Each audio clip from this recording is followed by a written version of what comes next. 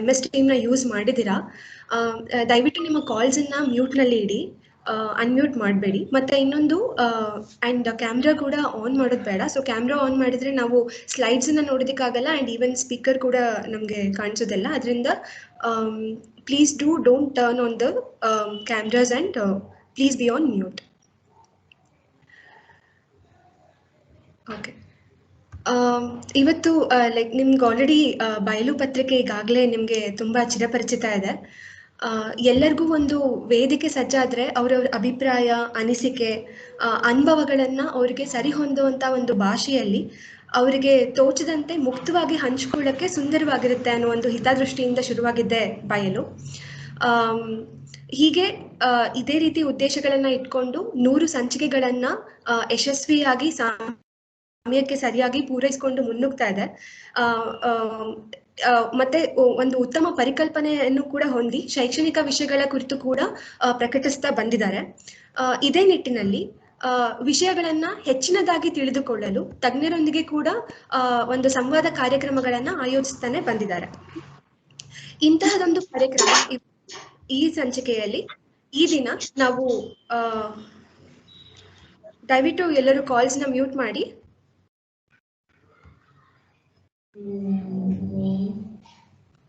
Okay, so ಈ ದಿನ ನಾವು ಫೌಂಡೇಶನಲ್ ಲಿಟ್ರಸಿ ಅಂದರೆ ಆರಂಭಿಕ ಸಾಕ್ಷರತೆ ಈ ವಿಚಾರವಾಗಿ ಈ ಒಂದು ಕಾರ್ಯಕ್ರಮವನ್ನು ಆಯೋಜಿಸಿದ್ದೀವಿ.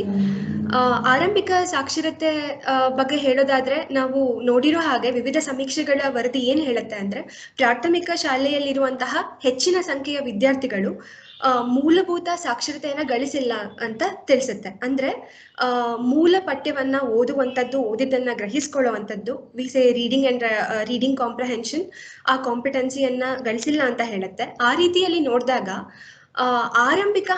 ಆರಂಭಿಕ ಹಂತದಲ್ಲಿ ಅಂದರೆ ಆರಂಭಿಕ ವರ್ಷಗಳಲ್ಲಿ ಮಕ್ಕಳಿಗೆ ಬಲವಾದ ಸಾಕ್ಷರತಾ ಶಿಕ್ಷಣವನ್ನು ನೀಡೋದು ಮತ್ತೆ ಲ್ಯಾಂಗ್ವೇಜ್ ಕಾಂಪಿಟೆನ್ಸಿಯನ್ನ ಅಂದರೆ ಭಾಷಾ ಸಾಮರ್ಥ್ಯಗಳನ್ನು ನಿರ್ಮಿಸುವಂಥದ್ದು, ಹಾಗೆ ಮುಂದಿನ ಹಂತದ ಬೇರೆ ಬೇರೆ ವಿಷಯಗಳನ್ನ ತಿಳ್ಕೊಳ್ಳೋದಕ್ಕೆ ಮತ್ತೆ ಶಾಶ್ವತ ಕಲಿಕೆಗೆ ಮತ್ತೆ ಉತ್ತಮ ಫಲಿತಾಂಶಕ್ಕೆ ಇದು ಕಾರಣ ಆಗುತ್ತೆ ಅಂತ ಶಿಕ್ಷಣ ತಜ್ಞರ ಅಭಿಪ್ರಾಯ ಕೂಡ ಆಗಿದೆ. ಸೊ ಇದೇ ನಿಟ್ಟಿನಲ್ಲಿ ಭಾಷಾ ಶಿಕ್ಷಣ ಕ್ಷೇತ್ರದಲ್ಲಿ ಕೆಲಸ ಮಾಡ್ತಿರುವಂತಹ ಮತ್ತು ಆರಂಭಿಕ ಸಾಕ್ಷರತಾ ಶಿಕ್ಷಣದ ಬಗ್ಗೆ ಮೂಲಭೂತ ಸಂಶೋಧನೆಗಳನ್ನ ಅಧ್ಯಯನಗಳನ್ನ ಮುನ್ನಡೆಸಿರುವಂತಹ ಪ್ರೊಫೆಸರ್ ಶೈಲಜಾ ಮೆನನ್ ಅವರು ಇವತ್ತು ನಮ್ಮೊಟ್ಟಿಗೆ ಮೂಲಭೂತ ಸಾಕ್ಷರತೆ ಕುರಿತು ಮಾತಾಡ್ತಾರೆ. ಪ್ರೊಫೆಸರ್ ಶೈಲಜಾ ಮೆನನ್ ಅವರು ನಮ್ಮ ಅಜಿಮ್ ಪ್ರೇಮ್ಜಿ ಯೂನಿವರ್ಸಿಟಿಯಲ್ಲಿ ಲ್ಯಾಂಗ್ವೇಜ್ ಲಿಟ್ರೇಚರ್ ಆ್ಯಂಡ್ ಲಿಟ್ರಸಿ ಭಾಷೆ ಸಾಹಿತ್ಯ ಮತ್ತು ಸಾಕ್ಷರತೆ ವಿಭಾಗದಲ್ಲಿ ಕಾರ್ಯನಿರ್ವಹಿಸಿದ್ದಾರೆ, ಅಧ್ಯಾಪಕರಾಗಿ ಕಾರ್ಯನಿರ್ವಹಿಸಿದ್ದಾರೆ. ಇವರು ತಮ್ಮ ಡಾಕ್ಟರೇಟ್ ಅನ್ನ language literacy and learning disability ಈ ವಿಚಾರದಲ್ಲಿ ಪಡೆದಿದ್ದಾರೆ. ಇವರು ಭಾಷಾ ಶಿಕ್ಷಣ ಕ್ಷೇತ್ರದಲ್ಲಿ ಅದರಲ್ಲೂ ಆರಂಭಿಕ ಸಾಕ್ಷರತಾ ಶಿಕ್ಷಣದ ಬಗ್ಗೆ ಮೂಲಭೂತ ಸಂಶೋಧನಾ ಅಧ್ಯಯನಗಳನ್ನ ಕೂಡ ನಡೆಸಿದ್ದಾರೆ. ಮತ್ತೆ ಯೂನಿವರ್ಸಿಟಿಯಲ್ಲಿ ಪ್ರತಿ ವರ್ಷ ನಡೀತಿರುವಂತಹ ಕೆಲವು ವರ್ಷಗಳಿಂದ ನಡೀತಾ ಬಂದಿರುವಂತಹ ಕಥಾವನ ಕಾರ್ಯಕ್ರಮ ಅಂದ್ರೆ ಮಕ್ಕಳ ಸಾಹಿತ್ಯ ಉತ್ಸವ ಏನಿದೆ, ಇದನ್ನ ತುಂಬಾ ಅಚ್ಚುಕಟ್ಟಾಗಿ ಮುನ್ನಡೆಸ್ಕೊಂಡು ಬಂದಿದ್ದಾರೆ. ಪ್ರೊಫೆಸರ್ ಶೈಲಜಾ ಮೆನನ್ ಅವರು ನಮಗೆಲ್ಲ ತುಂಬಾ ಚಿರಪರಿಚಿತರು. ಅವರ ಅಧ್ಯಯನಗಳನ್ನ ನಾವು ಫೀಲ್ಡ್ ಅಲ್ಲಿ ಬೇರೆ ಬೇರೆ ಕೆಲಸಗಳಿಗೆ ಅಂತ ಬಳಸ್ಕೊಂಡಿದ್ದೀವಿ. ಮತ್ತೆ ಇದು ನಮ್ಗೆ ಇನ್ನೂ ಫೀಲ್ಡ್ ಅಲ್ಲಿ ತುಂಬಾ ಎಫೆಕ್ಟಿವ್ ಆಗಿ ಕಾರ್ಯನಿರ್ವಹಿಸೋದಕ್ಕೂ ಕೂಡ ತುಂಬಾ ಸಹಕಾರಿಯಾಗಿದೆ ಇಲ್ಲಿವರೆಗೂ. ಇದು ಆರಂಭಿಕ ಮತ್ತೆ ಅವರ ಅಧ್ಯಯನಗಳು ನಮ್ಮ ಆರಂಭಿಕ ಶಾಲಾ ಭಾಷಾ ಶಿಕ್ಷಣದ ಬಗ್ಗೆ ಹಲವಾರು ದೃಷ್ಟಿಕೋನಗಳನ್ನು ಕೂಡ ತೆರೆದಿಡುತ್ತೆ. ಇಷ್ಟು ವಿವರಣೆಯೊಂದಿಗೆ ಈಗ ನಾವು ಶೈಲಜಾ ಮೆನನ್ ಅವರಿಂದ ವಿಷಯಗಳನ್ನ ತಿಳಿಯುವಂತ ಸಮಯ. I request Shailaja ma'am to continue now. And before that ಅವಾಗಲೇ ಹೇಳಿದ ಹಾಗೆ ಮತ್ತೆ ಐ ಆಮ್ ಜಸ್ಟ್ ರಿಪೀಟಿಂಗ್, ದಯವಿಟ್ಟು ಕಾಲ್ಸ್ ಅನ್ನ ಮ್ಯೂಟ್ ನಲ್ಲಿ ಇಡಿ ಅಂಡ್ ಕ್ಯಾಮ್ರಾನ ಆನ್ ಮಾಡಬೇಡಿ. ಒಬ್ರದ್ದು ಆಲ್ರೆಡಿ ಡಿಸ್ಪ್ಲೇ ಆಗ್ತದೆ, ಗುಂಡಪ್ಪ ಕಟೇಕರ್ ಅಂತ. ಒಂದ್ಸಲ ನೀವು ಲಾಗೌಟ್ ಆಗಿ ಲಾಗಿನ್ ಆಗಿ ಅಂಡ್ ಎಲ್ಲರೂ ಮ್ಯೂಟ್ ನಲ್ಲಿ ಇಡಿ. You can continue. Thank you, Priyanka. Can you hear me? Yes, ma'am. Right. Thank you very much for a very kind introduction, and I'm really happy to be speaking to all of you today. I'm sorry that I'm not speaking in Kannada to you. That is my failing.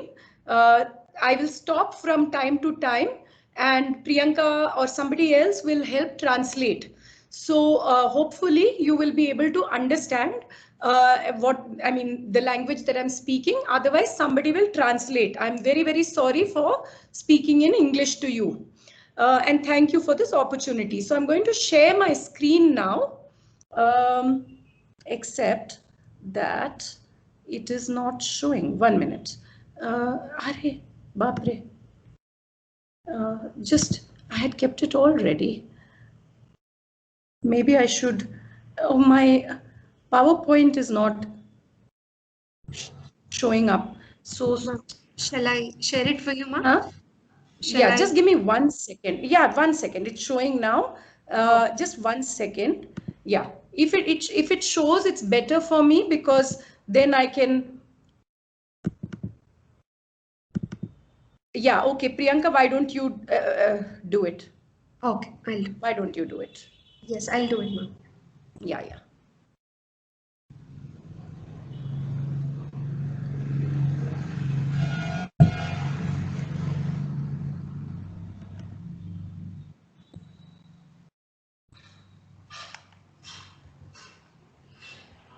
It's showing now, is it not? Yes, yes.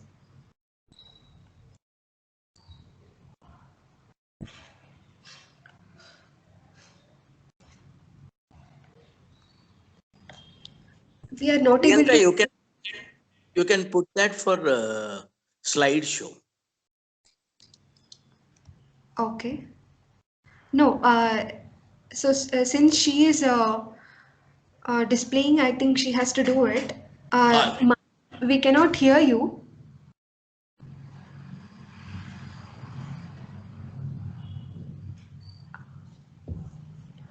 Ma'am, if you are speaking, we cannot hear you.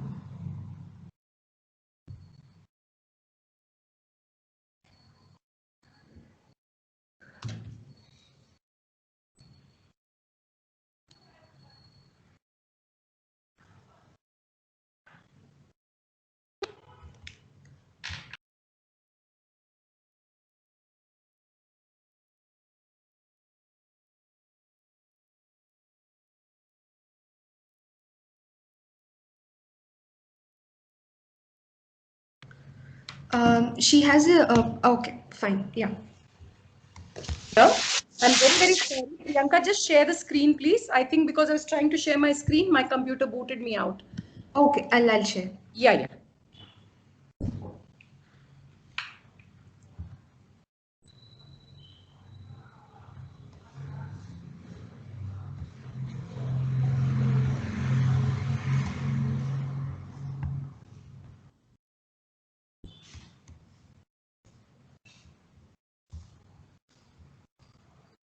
Technology enables and disables us. Yes. It's sharing? Yeah? Yes, yeah. ma'am. Priyanka, can you put it on share screen mode? Yeah.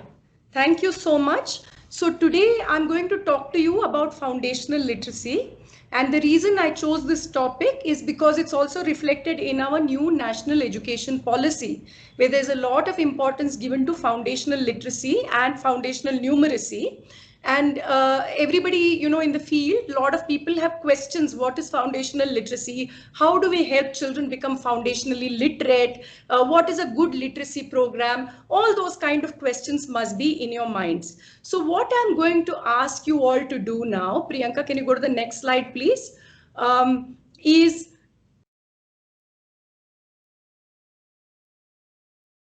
can you just move to the next slide?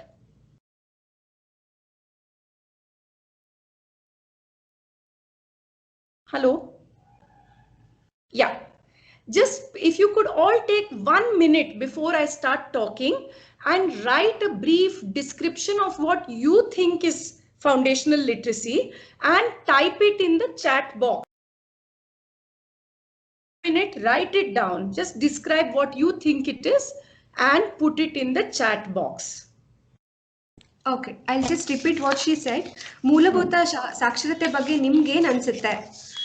ಸಾಕ್ಷರತೆ ಬಗ್ಗೆ ನಿಮ್ಗೆ ಏನು ಅನ್ಸುತ್ತೆ? ಅದನ್ನ ನೀವು ನಿಮ್ಮದೇ ರೀತಿಯಲ್ಲಿ define ಅಲ್ಲಿ ಬರಿಬಹುದು, ಕನ್ನಡದಲ್ಲಿ ಅಥವಾ ಇಂಗ್ಲಿಷಲ್ಲಿ ಯಾವುದೇ ಭಾಷೆಯಲ್ಲಿ ನೀವು ವ್ಯಕ್ತಪಡಿಸಬಹುದು. 1 ನಿಮಿಷ ಸಮಯ ತಗೊಂಡು ಯೋಚನೆ ಮಾಡಿ, ನಿಮ್ಗೆ ಸಾಕ್ಷರತೆ ಅಂದ ತಕ್ಷಣ ಮನಸ್ಸಿಗೆ ಏನ್ ಬರುತ್ತೆ ಅದನ್ನ ದಯವಿಟ್ಟು ಚಾಟ್ ಬಾಕ್ಸ್ ನಲ್ಲಿ ಬರೀರಿ.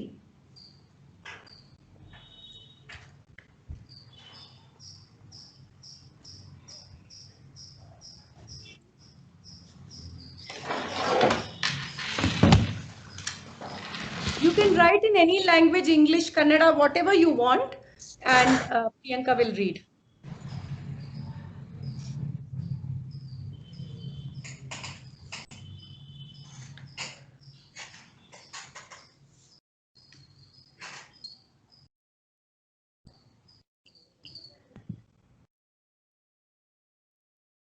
So getting few responses, like they're saying it is ability to read and write, and it plays a very important role in education, and it is the ability to read at the most elementary level, recognition of letters, making sense of the symbols. So again, it's about identifying words, identifying letters, ability to read, write, comprehend according to the level of children. Also, we have got a point, comprehension. Yes, decoding, understanding day-to-day transaction, building core skills to enable learners to read and write with comprehension. Understanding communication and responding back orally and verbally. Very nice set of responses. If anybody else would like to add their thoughts, they can add, irrespective of a child continuing the education in the later years. Sorry, I couldn't read that one. Sorry. Something happened. Okay. It's needed to read and write. Phonemic awareness, phonics, fluency, vocabulary comprehension. Required skills for reading, writing, speaking, basic operations with numbers, ability to think and put a process of thoughts through words in writing. Yes. And that point that you lost, that is about applying basic linguistic and numerical skills in their life. Okay. There's also some Kannada thoughts. Can you read it to me? It's meaningful reading and writing and numeracy. Very, very nice. Very nice set of thoughts. Priyanka, can you go to the next slide, please? Yes. So, whenever I go to the field and I ask teachers, what do you think literacy is? Everybody says, a lot of people say, ability to read and write. But that is just using another way to say the same thing. Now I'll ask you, what is the ability to read and write? What do you mean by reading? What do you mean by writing? So you cannot define one term in terms of another, because that term itself, I'll ask you, what is it? Ability to read and write. What is the ability to read? When will you say somebody is reading? What is the ability to write? So I can ask more and more questions and ask you to think more. So when I ask teachers these kind of questions, I get variety of responses, but most common response I get is child should be able to recognize the letters correctly. They should be able to read the words correctly. They should be able to read the sentence correctly. And I ask them, what is writing? What does it mean to be able to write? And then they say they should be able to form the akshara correctly. They should be able to spell words correctly. They should be able to write complete sentences. These are a lot of the kind of responses. So then I'll say, what about meaning? Like, should the child understand? Should the child not understand? Simply, if they're forming akshara correctly when they're reading and writing, are you happy with it? Then they say, no, not happy. But that is foundation. No, later they can understand. Like first, second grade and all, let them learn the akshara properly. Then they will read the words, they'll read the sentence. By the time they come to third grade, they will understand. So, but some other teachers will be in the group and say, no, they have to understand from the beginning. So then there'll be some discussion, debate among the teachers. even in my Azim Premji University, when I teach literacy, I always start by asking my students, what is literacy? And they say, ability to read and write. And then I'll ask them, what is ability to read and write? And lot of discussion, debate and all comes up in the classroom. And based on what my students say, I write on the blackboard what they are saying. And we try to categorize what they are saying into groups of ideas. So from that category, I put on to this slide some points that I feel many of us will agree is literacy. So literacy refers to skills. We know that there are skills in literacy, but there are also attitudes and knowledge and identity. I am not a literate person. I am a literate person. That is an identity. So there is skills, there's attitude, there is identity. And if you look at the kind of skills and attitude and identity, everybody agrees that we have to learn Akshara. Akshar Gyan to chahiye hi chahiye, hai na? So we have to learn the script. That I'm not going to argue. All I will argue with you is that the foundational stage is not just about Akshar Gyan. We have to be able to understand what we are reading, and we have to be able to write to communicate ideas. We cannot write just because teacher said, write Salaga, and the child writes dictation Salaga. Not like that. We have to understand what it is that we are reading, what it is that we are writing. I want to tell you something. My favorite color is blue. I want to write it for you. I may not know correct spelling for blue or favorite, but I have to find some way to communicate with you. So comprehension, communication, I have to make meaning, I have to convey meaning either through speech or through writing or both. I have to be able to think critically. Like suppose you give me some information and you tell me this is the case. The NEP says like this. And I have never even looked at this Saru said that NEP says this. I have to be able to look at it, think for myself and say critically, what am I thinking about this? Do I agree? Do I disagree? What is good about NEP? What is not good? I have to be able to think for myself. And it is not like I first learned the Akshar, then I learned how to make meaning, and suddenly at the age of 21, I become a good critical thinker. Not that, oh wait, I am not yet an adult, I don't need to think critically. Now I'm 21, I'll start thinking critically. It is never like that. Whatever we are taught as children, we continue, we strengthen, we progress as adults, but we don't start thinking critically when we reach a certain age. So even very young children can be taught to think critically about what they are reading, what they are writing. Sound, please. You can't hear me? We can hear you. Okay, we can hear. Okay. Sorry. Then now when we say literacy, we are also thinking about literature. You know, literature, when we read a good poem, when we read a good story or we hear a good story, there's beautiful use of language and we say, Arey wah. I have also seen a sunset before, but I have never thought of describing it so beautifully. So language is art, appreciating the beauty of art. Again, it is not that you'll reach 8th grade and then you'll say, now I am going to look at the beauty of art. Till now I was looking at Aksharas. Not like that. From the beginning, young children also, you can ask them, do you like this? What do you like about it? That is critical thinking. If I read a story to a child and say, do you like the story? Tell me why you like the story. Already the child is acting like a critical thinker. They are giving their opinions, their thoughts, and they say, no, this poem was very bad. Okay, so they are responding to the beauty, the lack of beauty of language, and you can have a discussion with them at their level about it. Also, we use reading and writing. It's not one kind of reading and writing. No, like if I'm reading the newspaper, I'm reading quickly to get information. What is the news of today?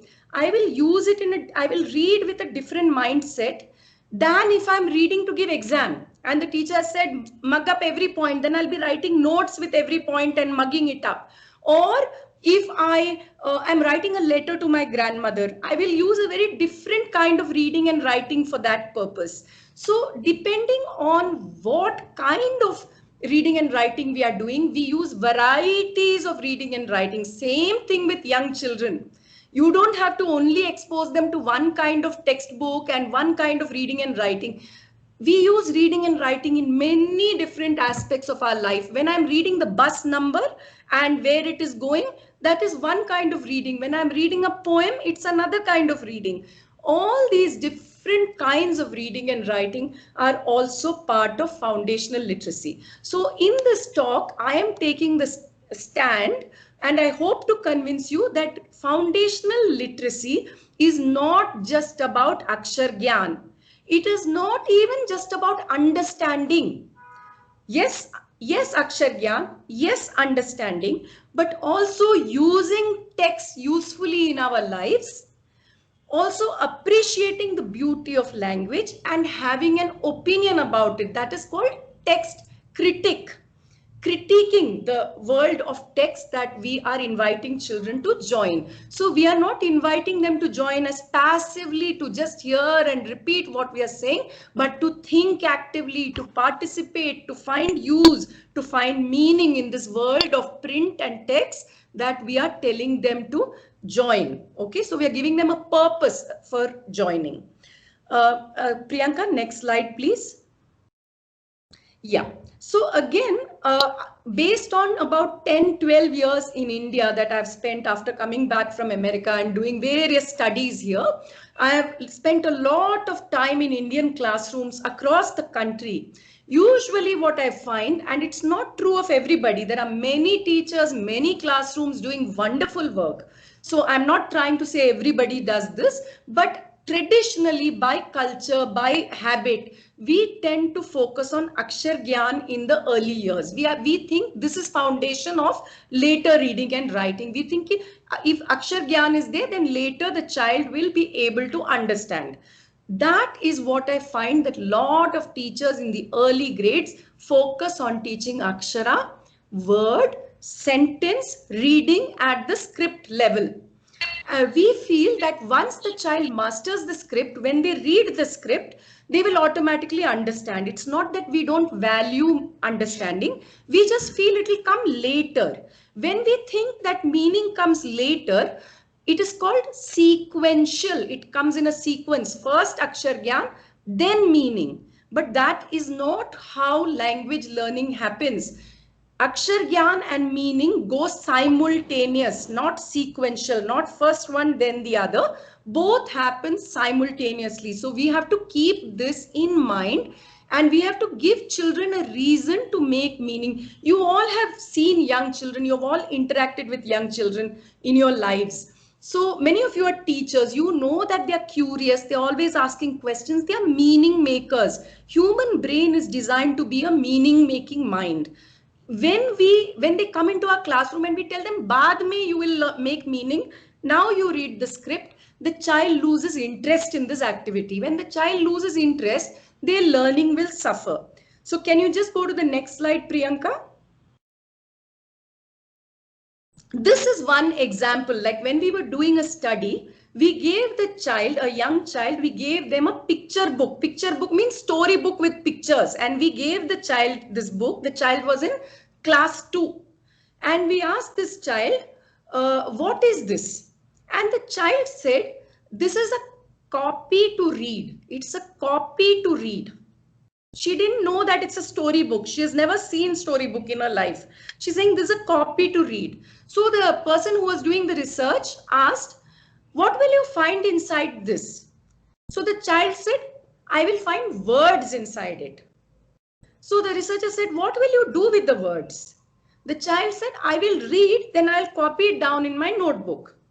So this child who has never seen a storybook and people are not telling stories to her and people are not reading out books to her, when she sees a storybook, she thinks it's a copy and she has to read the words in it. She doesn't know there's a story in it and she has to copy it down. When we teach reading and writing in this way, the child is not interested because it has no meaning for them at all. Then they lose interest and they start putting their intelligence, their interest into other more meaningful activities, and they lose interest in learning to read and write. So we have to think, how can we capture the child's interest and make it a meaningful thing for them to do?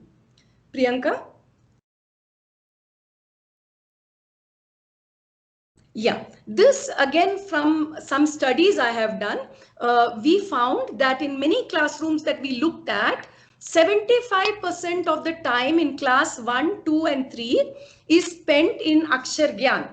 And only 25% of the time is spent in stories or questions that are meaningful or anything except for learning Akshara words and reading sentences and copying them down. So lot of time in the foundational years are spent on Akshar Gyan.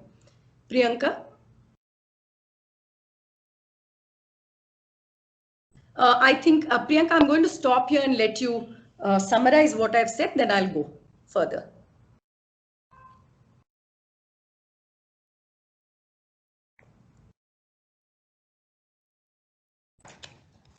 Thank you, ma'am.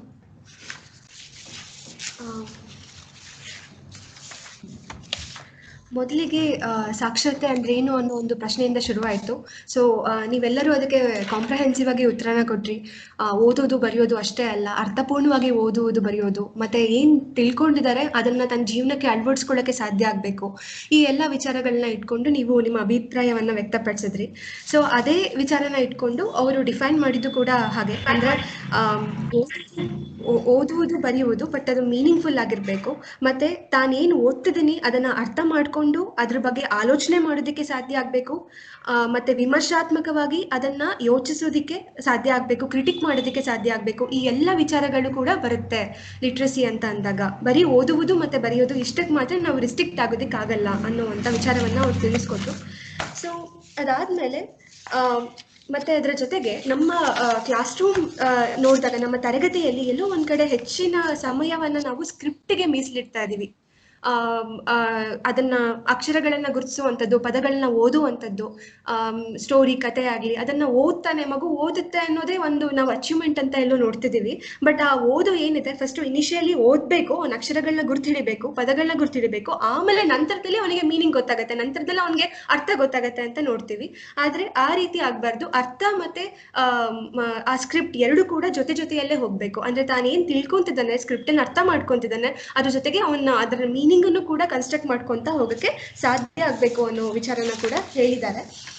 ಮತ್ತೆ ಇದು ಅನುಕ್ರಮ ವಿಧಾನದಲ್ಲಿ ಹೋಗ್ಬಾರ್ದು. ಅಂದ್ರೆ ಭಾಷೆ ಕಲಿಕೆ ಅನ್ನೋದು ನಾವು ಮೊದಲು ಸ್ಕ್ರಿಪ್ಟ್ ಅನ್ನು ತಿಳ್ಕೊಂತಾನೆ, ಆಮೇಲೆ ಮೀನಿಂಗ್ ಅನ್ನು ತಿಳ್ಕೊಂತಾನೆ, ಅಥವಾ ಫಸ್ಟ್ ಲಿಸ್ನಿಂಗ್ ಸ್ಪೀಕಿಂಗ್ ಆಗುತ್ತೆ, ಆಮೇಲೆ ಇನ್ನೊಂದಾಗುತ್ತೆ, ಆಮೇಲೆ ನೆಕ್ಸ್ಟ್ ಸ್ಕಿಲ್ಸ್ ಬರುತ್ತೆ.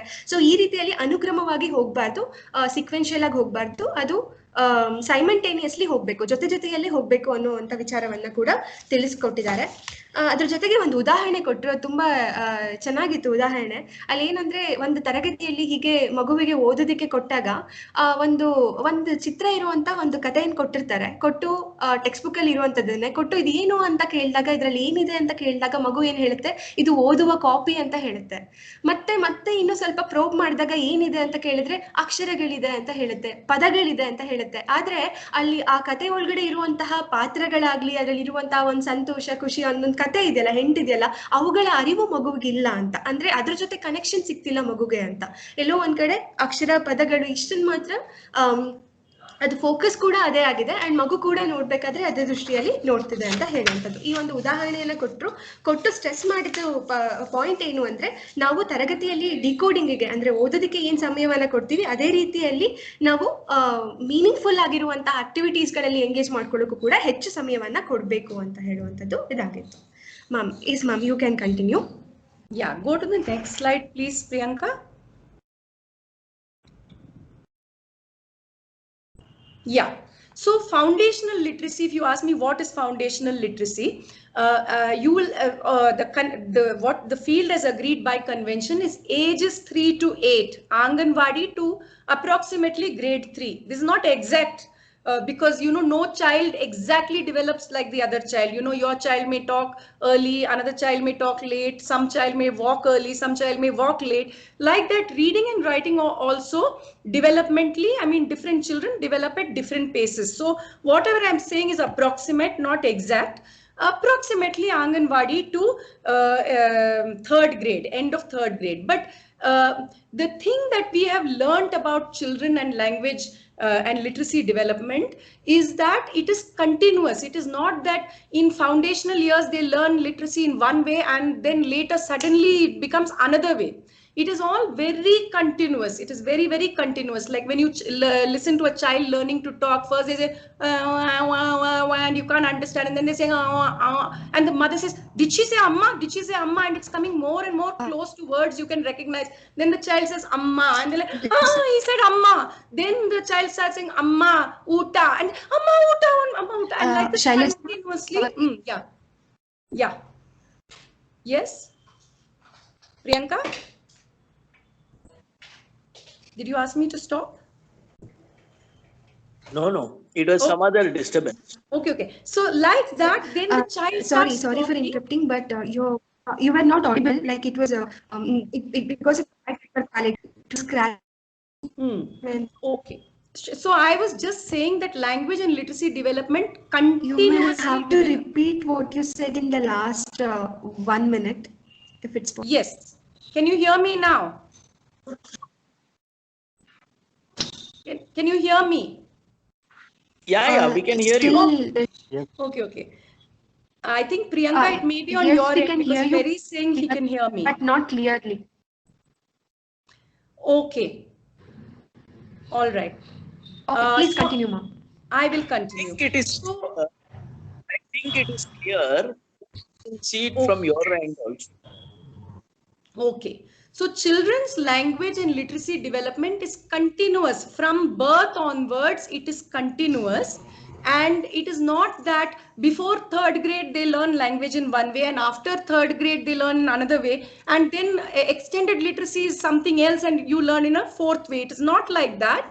From birth onwards, children learn language. If you read books to children from birth onwards, they will start understanding something or the other about reading and writing. Slowly and continuously, these skills develop. It depends on when you introduce them. Language, their oral language, they introduce to from birth.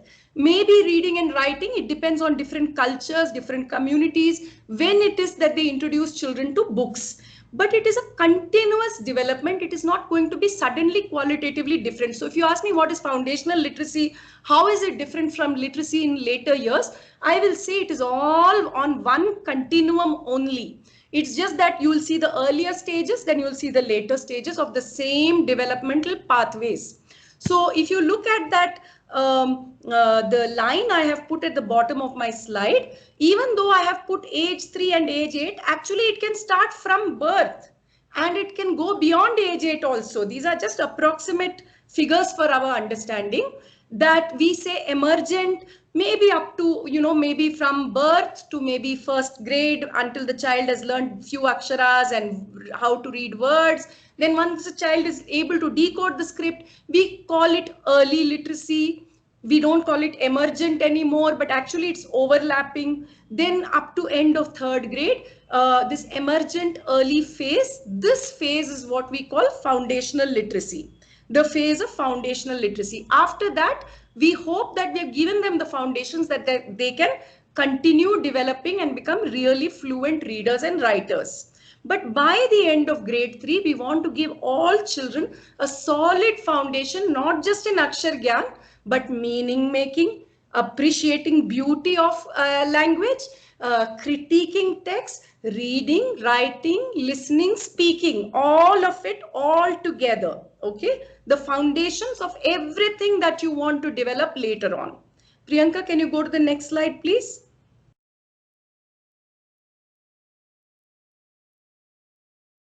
Yeah.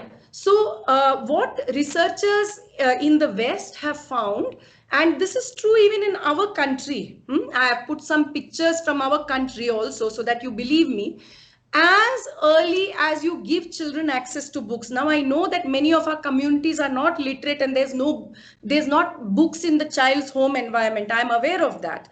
But as early as you show books to children, they are capable of being interested in books.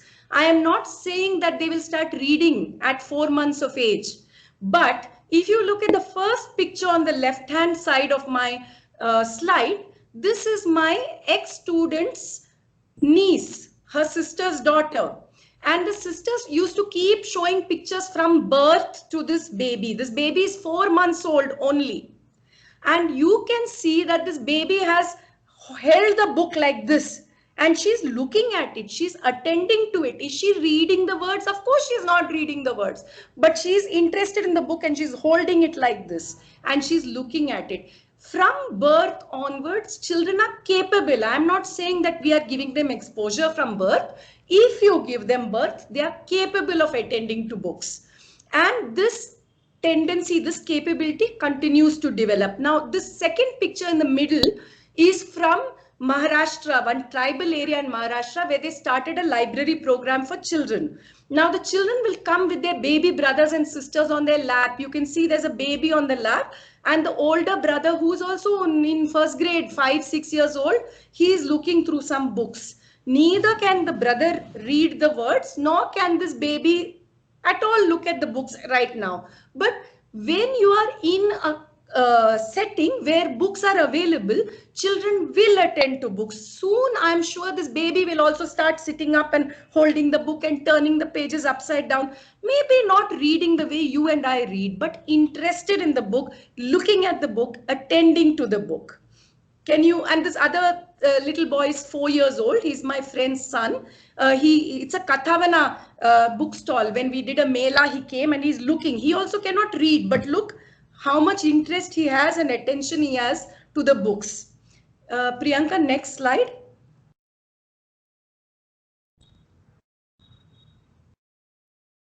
Oh, okay. Priyanka, the following slide, if you can go to the next slide after that. I'll come back to this one.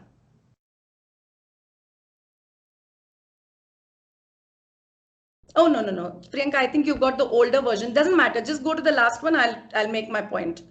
Don't worry. Sorry.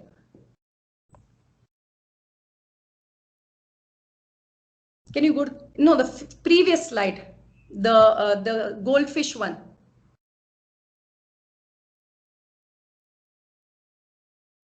Previous. So this emergent literacy behaviors, one thing I told you is that it starts from birth. Listening, speaking, reading and writing are happening together. Okay, I'll tell you what I mean. Listening, speaking, you know that young babies are learning oral behavior. Oral language from birth. Now, if you put books in their environment, they're also learning not how to read words or akshara, but they're learning that books are interesting. They may hold it upside down. They may turn the pages this way and that. They may look at the pictures like this with their eyes focused on the picture. Whatever it is, they're learning something about the world of books, how books work. Slowly they will understand I have to hold the book up the right way. I have to turn the pages like mummy or my teacher are doing. They learn how to handle the book. All of this they learn even before they learn akshara and word reading. Now this picture is of my friend's daughter. My friend runs also an NGO in early literature. Her daughter, because her mother keeps reading books to her, now she has understood she cannot read. She cannot read words and akshara, but she's reading to the fish. And she's showing the book and she's pretending to read just like her mummy reads. So she's looking at the adults in her environment. What are they doing? And she's mimicking, just like all children mimic us. You must have seen children playing teacher, baith jao, dhyan do, copy karo. Whatever they see the adults doing, they do. That is natural to human children. So this child is mimicking her mother reading to her by reading to the fish. Now she's not reading the words. She's pretending to read. She's playing at reading. But in playing, in pretending, she's slowly learning about the world of print, the world of books. And what now if I ask this child, what is this? She will never say it is a copy to read. She will never say I will find words in it. She'll say I'll find stories in it. And she'll be interested in it. So that is what we mean by emergent literacy. They are not reading and writing like you and I read and write, but they are learning and participating in the world of reading and writing, even when they don't know correct spellings. This middle picture is my ex-student had gone and she was teaching in a place in a tribal village. And she made the children write, it was an English class, and she made them make labels for different parts of the classroom. So look, this is shush, shush. So the children, she's not telling them, oh, wrong spelling, this is not how you write shoes. She's told them, listen to the sound and write what you can. And these children have written shush because that's what they are hearing. So this is shush. The last picture that I'm showing you, Priyanka, it has gone. Yes, ma'am, I'm just fixing it up. Okay, no problem.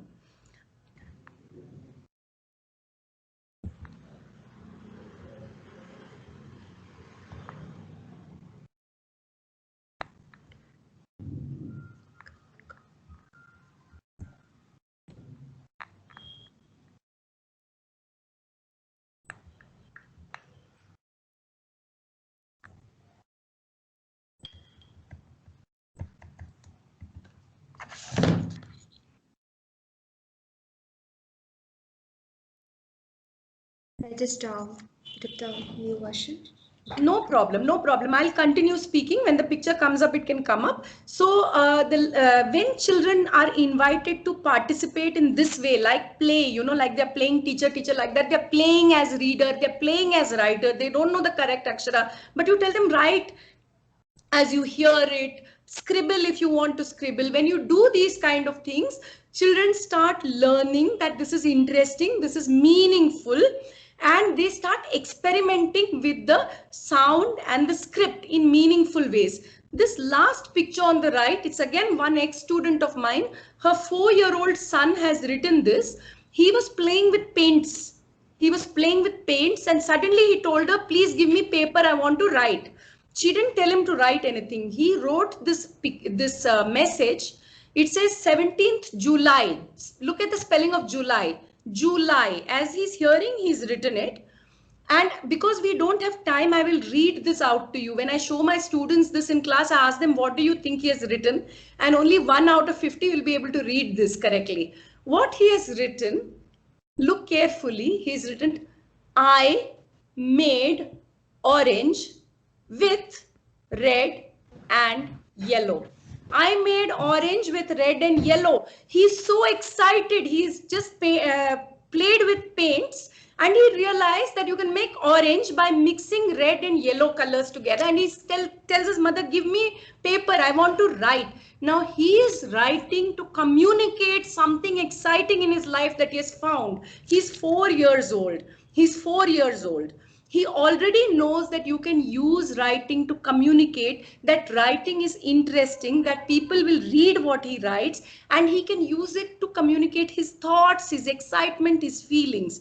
He is trying to listen to the sounds. He is not spelling correctly like, you know, an older child will, but this is what we call emergent literacy.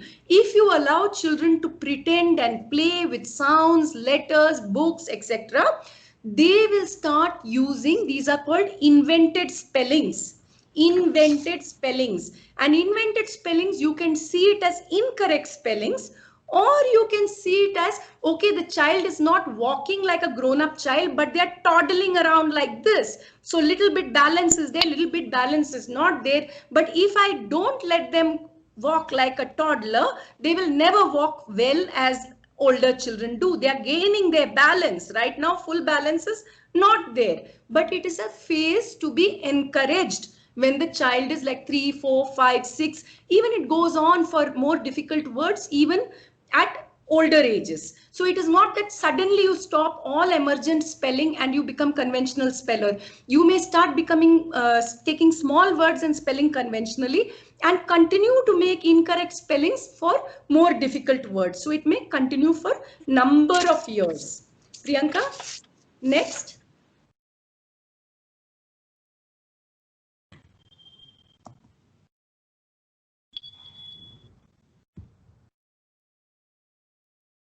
Priyanka, next. You're not able to move? Okay, you move on because I've lost time. I'll not use this slide.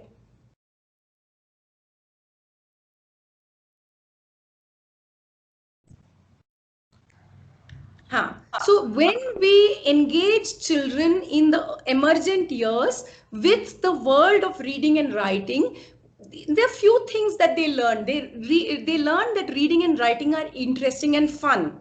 It's not boring at all. If I'm allowed to use writing to say what I want to say, it's very interesting. They also realize that reading and writing are linked to speaking, because what I'm thinking, I speak. Mama, I made orange with red and yellow. I'm thinking that, I'm saying it. Now, when I say it, I can write it. When I write it, my mama or my teacher read it. No, so and when they read, they say, oh my God, you made orange with red and yellow. So we talk about it. When we talk about it, we can think about it together, and so on. So they realize that thinking, talking, listening, reading, writing are all related to each other. They don't see it as now I'm reading, now I'm writing, now I'm thinking. They see the relationship between all these aspects. They also understand that we don't write only because teacher put some word and I have to copy it down and learn the spelling. I write because I can write things that mean something to me, and you know what? People around me are interested in what I have to say. They will say, really? Did your dog bite you yesterday? Maybe I don't know how to write my dog bit me. Maybe I made a picture and scribbled something and then say, I've written my dog bit me. Your dog bit you. People are interested in what I'm writing. So I'm writing to convey meaning, to express my feelings. All of that they understand. And they also understand that we can share our writing with each other. We can discuss. We can think new thoughts, listening to each other and reading what we have written. And they also learn, if you don't correct incorrect spellings every time, they learn that the sound of language we represent in these symbols, which we are calling akshara. So they learn, like shoes. Now if you say shh, then they are thinking in English, Are Bapre, abhi, how to say shh. So the sound, the symbol, the relationship between this, the child starts experimenting. Shoes. Ooh. I'll put two O's because two O's makes oo sound. So the child is experimenting and making logical mistakes with the language, but that those logical mistakes are necessary for learning, because the child is solving the word and getting incorrect solution by your idea of correct spelling, but it is good for where they are on the continuum. And they also understand that there are conventions, like if I'm 9 years old or 10 years old and I write SHOOSH, then you will tell me, no, that's not the correct convention for spelling shoes. Learn the conventional way. Conventional way means it is print has convention. Slowly they start understanding the conventions of print. I hold the book up like this. I cannot hold it anyway. I have to turn every page. I can't just look like a baby at any page I want.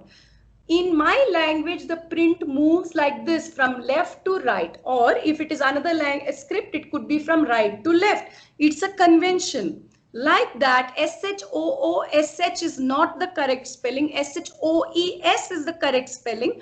This is also a convention. Slowly, gradually, they understand how to move from emergent literacy to conventional literacy. It's a slow process over many years. Next slide, Priyanka, then I'll stop. Yeah.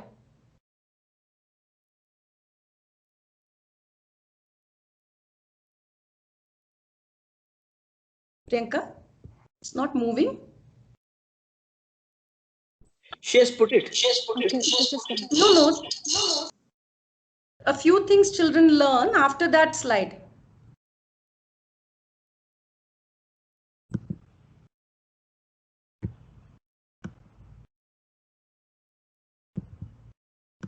Yeah. Priyanka, I'm still seeing the old screen. Okay, so this is, Priyanka, maybe just move one more slide, then maybe I'll see it. I don't know. I'm not able to see. I can see a few things children learn. The next slide. Oh, okay. I'm actually sharing, but it is not reflecting there. Okay. Then I'll keep talking. I don't mind. As long as you can see, I don't mind. So the development is continuous from emergent to early literacy. Only difference is that as the child becomes more comfortable with all this, they will learn more Akshar Gyan, their spellings will become more conventional, their reading will become more conventional. That's really the only shift, and they will be more aware of different kinds of books, etc. That's the only difference. So Priyanka, if you want to quickly summarize, then I'll go to the next section and quickly summarize those points also. Sure, ma'am. ಕೆಲವೊಂದು ಚಿತ್ರಗಳ ಉದಾಹರಣೆಗಳನ್ನ ಇಟ್ಕೊಂಡು explain ಮಾಡಿದ್ದಾರೆ. ಒಂದು 4-5 ಅಂಶಗಳನ್ನ highlight ಮಾಡಿದ್ರು. May be in detail ಹೇಳೋದಕ್ಕಾಗಲ್ಲ, but ಕೆಲವೊಂದು ಪಾಯಿಂಟರ್ಸ್ಗಳಂತ ನಾವು ನೋಡಿದಾಗ ಓದೋದು ಮತ್ತೆ ಬರೆಯೋದು ಒಂದು ಅರ್ಥಪೂರ್ಣ ಅಂತ ನಾವು ಅವಾಗಲೇ ನಾವು ಡಿಸ್ಕಸ್ ಮಾಡಿದ್ವಿ. ಅದ್ರ ಜೊತೆಗೆ ಇನ್ನೂ ತುಂಬಾ ಖುಷಿ ಕೊಡುವಂತ ಚಟುವಟಿಕೆ ಅಂತ ಹೇಳಿದ್ರು. ಅಂದ್ರೆ ಮಕ್ಕಳಿಗೆ ಸ್ಟಾರ್ಟಿಂಗ್ ಅಲ್ಲಿ ಅವ್ರು ಏನೋ ಒಂದು ಕೇಳಿಸ್ಕೊಂಡಿದ್ದನ್ನ ಅದನ್ನ ಸಿಂಬಲ್ ಅಲ್ಲಿ ಅದನ್ನ ರೆಪ್ರೆಸೆಂಟ್ ಮಾಡ್ಬೋದು ಅನ್ನೋ ಐಡಿಯಾ ಇರೋದಿಲ್ಲ. ಬಟ್ ಆ ಅಕ್ಷರಗಳು ಸುತ್ತಮುತ್ತ ಪ್ರಿಂಟ್ ಅಲ್ಲಿ ನೋಡ್ತಾ ತಾನು ಅದನ್ನ ವ್ಯಕ್ತಪಡಿಸಬಹುದು, ತಾನು ಬರಿಬಹುದು ಅನ್ನೋ ಏನೋ ಒಂದು ಪ್ರಯತ್ನಗಳನ್ನ ಮಾಡಕ್ ಶುರು ಮಾಡ್ತಾರೆ. ಆ ಪ್ರಯತ್ನಗಳನ್ನ ನಾವು ಎಂಕರೇಜ್ ಮಾಡ್ಬೇಕು. ಅದನ್ನ ಮಿಸ್ಟೇಕ್ಸ್ ರೀತಿ ನೋಡಬಾರ್ದು. ಅದನ್ನ ಇನಿಷಿಯಲಿ ಅವರು ಇನ್ವೆಂಟ್ ಮಾಡ್ತಿರುವಂತಹ ಸ್ಪೆಲ್ಲಿಂಗ್ಸ್ ಅನ್ನೋದನ್ನ ನಾವು ಅರ್ಥ ಮಾಡ್ಕೊಂಡು ಅದನ್ನ ಇನ್ನೂ ಎಂಕರೇಜ್ ಮಾಡ್ಬೇಕು ಅನ್ನೋದನ್ನ ಹೇಳಿದ್ರು. ಮತ್ತೆ ಭಾಷೆಯನ್ನ ಕಲಿಬೇಕಾದ್ರೆ ನಾನು ಓರಲ್ ಲ್ಯಾಂಗ್ವೇಜ್ ಎಕ್ಸ್ಪೋಜರ್ ಇದೆ, ಅಂಡ್ ದೆನ್ ಮಕ್ಕಳು ಗ್ರಾಜುವಲಿ ಮಾತಾಡ್ತಾರೆ, ಮತ್ತೆ ಓದ್ತಾರೆ, ಮತ್ತೆ ಬರೀತಾರೆ. ಆ ರೀತಿಯಲ್ಲಿ ನಾವು ಸೀಕ್ವೆನ್ಷಿಯಲಿ ನೋಡೋದಿಕ್ಕಾಗಲ್ಲ. ಸೊ ಇನಿಷಿಯಲಿನೇ ಅವ್ರು ಏನೋ ಒಂದನ್ನು ಕೇಳಿಸ್ಕೊಂಡಾಗ ಅದನ್ನ ವ್ಯಕ್ತಪಡಿಸೋದಕ್ಕೆ ಶುರು ಮಾಡ್ತಾರೆ ಅಂತ, ಏನೋ ಒಂದು ನೋಡಿದಾಗ ಅದನ್ನ ಅವರು ಲಿಪಿಯ ರೂಪದಲ್ಲಿ ಅದನ್ನ ಬರೆಯೋದಕ್ಕೂ ಕೂಡ ಟ್ರೈ ಮಾಡ್ತಾರೆ ಅಂತ. ಅದಕ್ಕೆ ಉದಾಹರಣೆಯಲ್ಲಿ ಚಿತ್ರಗಳಿತ್ತು. ಮಕ್ಕಳು ಒಂದು ಚಿತ್ರ ಬರ್ದಿರೋದು ಅಥವಾ ಒಂದು ಮನೆ ಚಿತ್ರ ಬರ್ದಿರೋದು, ಇದು ನನ್ನ ಫ್ಯಾಮಿಲಿ, ಇದು ನನ್ನ ಮನೆಯವರು. ಸೊ ಈ ತರ ತಮ್ಮದೇ ಅಕ್ಷರಗಳನ್ನ ಏನೋ ಒಂಥರ ಇನ್ವೆಂಟ್ ಮಾಡಿ ಸ್ಪೆಲ್ಲಿಂಗ್ಸ್ ಗಳನ್ನ ವ್ಯಕ್ತಪಡಿಸೋದಕ್ಕೆ ಪ್ರಯತ್ನನ ಮಾಡಿದ್ದಾರೆ. ಈ ವಿಚಾರವನ್ನ ಹೇಳಿದ್ದು. ಮತ್ತೆ ಆ ತಪ್ಪುಗಳನ್ನ ನೋಡಿದಾಗ್ಲೂ ಕೂಡ ನಾವು ಅದು ಲಾಜಿಕಲ್ ಮಿಸ್ಟೇಕ್ಸ್ ಅಂತ ಹೇಳ್ತಿದ್ದಾರೆ ಅವರು. ಸೊ ಲಾಜಿಕಲ್ ಅಂದ್ರೆ ಮಕ್ಕಳಿಗೆ ಅವ್ರದ್ದೇ ಆದ ಒಂದು ಲಾಜಿಕ್ ಕಾಣ್ತಿದೆ ಆ ಅಕ್ಷರಗಳನ್ನ ಉಪಯೋಗಿಸೋದಕ್ಕೆ. ಈಗ ಕೇಕ್ ಅಂತ ಅಂದಾಗ ಕೆಲವೊಂದು ಮಕ್ಕಳು ಹೇಳ್ತಾರೆ ಕೇಕ್ ಅಂದ್ರೆ ಕೆ ಅಂತ, ಬಿಕಾಸ್ ಸಿ ಅನ್ನೋದು ಅದ್ರ ಸೌಂಡ್ ಕೂಡ ಕೊಡುತ್ತೆ ಅನ್ನೋ ಒಂದು ಅವೇರ್ನೆಸ್ ಇಲ್ಲದೆ ಇದ್ದಾಗ ಅವರು ಕೆ ಅಕ್ಷರನ್ನ ಉಪಯೋಗಿಸ್ಕೊಂಡು ಕೇಕ್ ಅನ್ನೋದನ್ನ ಕೂಡ ಬರಿಬಹುದು. ಸೊ ಆಗ ಅದು it's the logic that the children are trying to find, ಈ ಅಕ್ಷರನ ಬಳಸ್ಕೊಂಡು ಮಾಡ್ಬೋದು ಅಂತ ಅನ್ನುವಂಥದ್ದು. ಮತ್ತು ಅರ್ಲಿ ಸ್ಟೇಜ್ ಅಲ್ಲಿ ಎಮರ್ಜೆಂಟ್ ಸ್ಟೇಜ್ ಅಂತ ನಾವು ನೋಡಿದಾಗ ಇದೇ ರೀತಿ ಇರುತ್ತೆ. ಸ್ಕ್ರಿಬ್ಲಿಂಗ್ ಇರುತ್ತೆ, ಇನ್ವೆಂಟೆಡ್ ಸ್ಪೆಲ್ಲಿಂಗ್ಸ್ಗಳಿರುತ್ತೆ, ಮತ್ತೆ ಚಿತ್ರಗಳನ್ನೇ ಒಂದು ಅಕ್ಷರಗಳ ರೀತಿಯಲ್ಲಿ ವ್ಯಕ್ತಪಡಿಸೋದಿರುತ್ತೆ. ಮತ್ತೆ ಪುಸ್ತಕಗಳನ್ನ ನಾವು ರೈಟ್ ಟು ಲೆಫ್ಟ್ ಅಂತ ಹೇಳ್ತೀವಿ, ಅವ್ರು ಇನ್ನೊಂದ್ ಕಡೆಯಿಂದ ಓದ್ಕೊಂಡು ಬರ್ಬೋದು. ಸೊ ಬೇರೆ ಬೇರೆ ವಿಭಿನ್ನ ರೀತಿಯಲ್ಲಿ ಅವ್ರು ಶುರು ಮಾಡ್ತಾರೆ. ಮಾತಾಡದೇ ಇರ್ಬೋದು, ಬರೆಯೋದೇ ಇರ್ಬೋದು, ಓದದೇ ಇರ್ಬೋದು. ಅದು ಗ್ರಾಜುಯಲಿ ಅದು ಕನ್ವೆನ್ಷನಲ್ ಕಡೆಗೆ ಬರುತ್ತೆ. ಬರುವುದಕ್ಕೆ ನಮ್ಮಿಂದ ಹೆಚ್ಚು ಸ್ಕೆಫೋಲ್ಡಿಂಗ್ ಅಂದ್ರೆ ಸಹಕಾರ ಬೇಕಾಗತ್ತೆ ಮಕ್ಕಳಿಗೆ ಅಂತ ಹೇಳುವಂಥದ್ದು. ಸೊ ಇದಿಷ್ಟು ಐ ಥಿಂಕ್ ನಾನು ಪೂರ್ತಿ ಕವರ್ ಮಾಡ್ಲಿಕ್ಕೆ ಆಗಿಲ್ಲ, but I have given a highlight ಅಂತ ಅನ್ಸುತ್ತೆ. Yes, ma'am, you can go to the next slide, Priyanka. How can we, the next section, I'll be very quick, I'll take 10 minutes.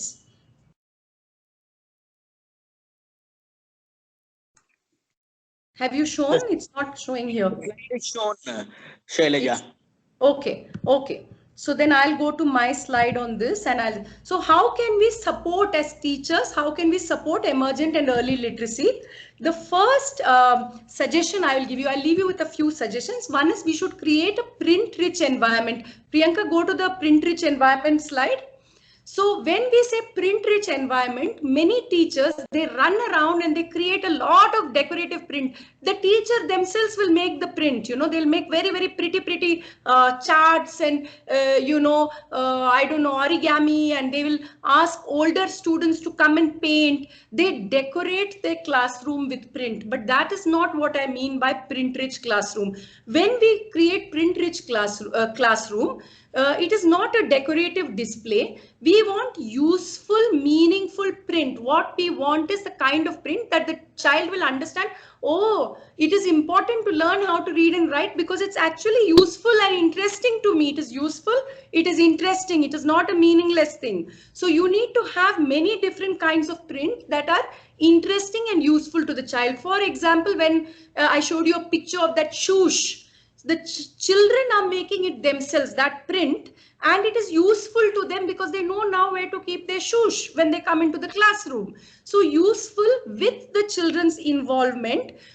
And also you can have print that you use during teaching and learning. So for example, let us assume that you are teaching in Yadgir and you have a lot of Lambani kids in your classroom and you're teaching in Kannada and the children have their language. Maybe you can ask them, what is a word in Lambani for this that we are discussing, this topic, and the child gives you a Lambani word. Maybe with your help the child can write, or you can write the child's word down and put it up in the classroom along with the Kannada word. Then when you're discussing concepts and ideas, you can refer back to that print in the classroom and use the print in your teaching and learning. So print that is hung up on the ceiling is not good because children are very short.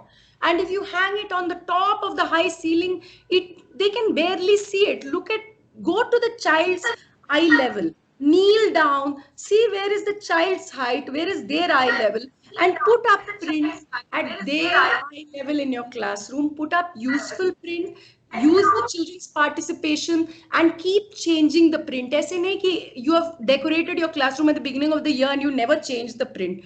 You keep, depending on what you're teaching, what the children are learning, keep changing the print. Involve the children in this activity. Priyanka, next slide, please. Yeah. By the way, this slide, sorry, Priyanka, the previous slide, on the right hand side, the children are giving attendance. They're writing their name next to their own name. So they are recognizing their name and putting attendance every day. So that's useful print. The other one on the left hand side is high up, decorative, not made with the children's participation. I will say not very useful. Priyanka, next slide, okay? Kinds of print. Yeah. So you can have print that labels things or spaces like shush. You can have print that reminds children what to do, like reading corner. Shh. So you have to be quiet when you go to the reading corner. You can't make noise. So you can have print that reminds children what to do. You can have print that informs children, like I told you about the Lambani word. So it's some content that you are giving. Priyanka, previous slide. And you can have print that asks children to respond or contribute. So for example, the attendance. Attendance, the child is responding and contributing their name to the attendance register. Now you can go to the next slide. So sorry, Priyanka, to trouble you like this. Yeah. So one is create a print-rich environment. Second point I'm making. Have you gone to the next slide? Yeah, she has gone. Yeah. Okay. Second point is share books regularly with children. I showed you that if even from birth onwards, they listen very attentively and look at what we are doing. So especially from Anganwadi, first grade, second grade, third grade, you read out to children. Share books with children, show your excitement, bring good literature into the classroom. Remember, we want them to also appreciate beauty of language. So bring beautiful language. You remember, we want them to have opinions and thoughts about what they are hearing. Ask them their opinions and thoughts. Have good discussions with them. Don't just ask them, what was the name of the boy in the story? The name of the boy in the story was Ram. That is not meaning making. Meaning making is that child's interests, ideas, thoughts. Did you like the story? Always when you read a story as a child, did you like it? One child will say yes, one child will say no, one child will say, I don't know. Okay, why? Why did you like? Why did you not like? Why are you making this face when I'm asking you? So they will give you their opinions. This is what I'm meaning by involving and actively participating in that kind of a discussion space. A deeper level of meaning is made than just saying what was the name of the boy or which color shoes did he wear. Don't ask these kind of questions. Ask deeper questions the way you will talk to children at home. At home, you will never ask children such silly questions. You will ask them deep, meaningful questions when you're talking to your own children or your brother's children or whoever. Talk like that, like these are smart people. They are not so simple like you're thinking. Remember that about children. They're capable of thought. You only have to invite them to think along with you. So that is, share the books and ask them for their opinions and have good conversations about books with children. Can you go to the next slide, Priyanka? Also help children to browse the book. So have a library corner or have a library in your book, in your school or in your classroom. Give children time to browse the books independently. It doesn't matter if they can't read correctly. Yeah, look, this boy is holding the book upside down, but nobody's interfering. They're allowing him to browse, look, make meaning. If you put them in pairs, they correct each other.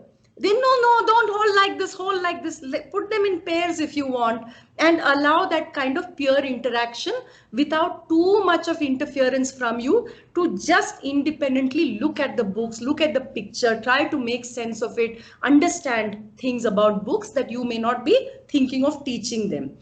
Yeah, can you go to the next one? I'll stop in 5 minutes. I know I'm over time. Yeah, she has come to the next slide. Yes. So the first point I said is create print-rich environment. Then I told you share books, allow children to browse books independently and ask their opinion. Don't just share books and then shut it off. Ask them for their opinions. Have good, deep conversations.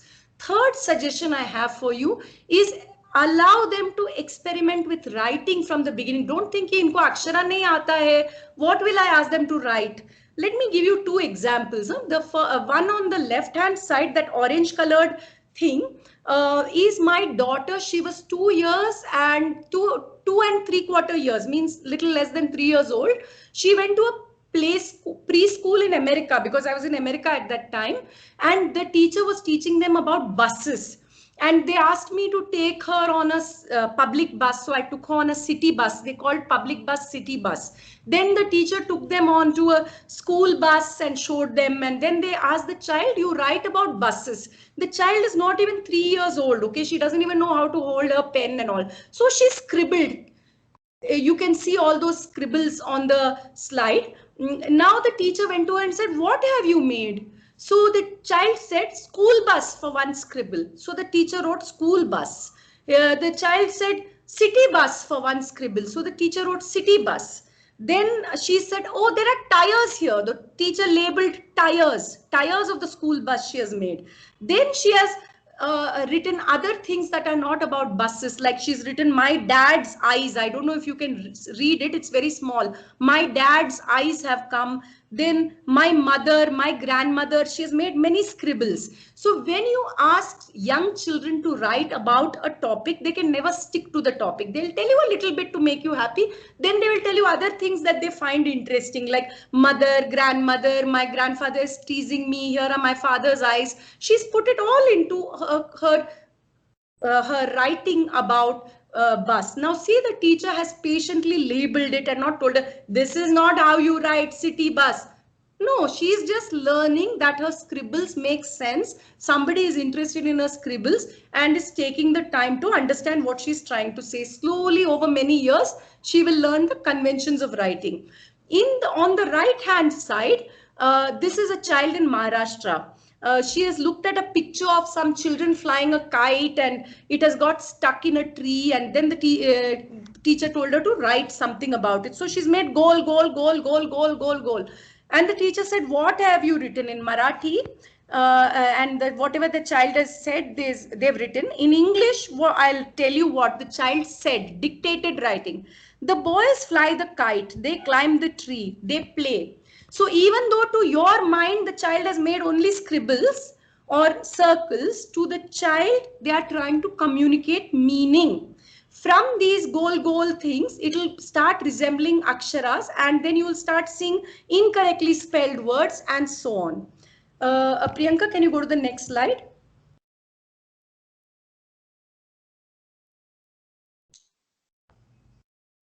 Has it come? No, not yet. Okay. It is taking time. It has come. Okay. This is an example again from Maharashtra, another school. It's called Pragat Shikshan Sanstha, where they looked at something, and the children drew the picture. The teacher asked them, what have you written? And she wrote a story based on the whole class's contribution. We went to the office, but it was, sorry Priyanka, I can't read. It was locked. We went to the office, but it was locked. Watchman uncle, where is our ma'am? We went to the toilet, but the door is open. No one's inside. We think she is at home, so they are looking for their teacher. So something the children together as a whole class, they have drawn pictures, they have created a story, they have dictated the story, and the teacher has written on top in Marathi what the children are saying. These English translations we have put just so you can understand. So this is, I think, grade 1 children. They still can't write, but they are creating a whole account of what happened. Maybe the teacher was lost and they went looking for the teacher, and they asked the watchman, where is she? Then they looked in the bathroom. Oh, she must be at home. So like that. So they are writing even though they cannot write. They're composing a story, dictating a story, making the drawings. Priyanka, can you go to the next slide?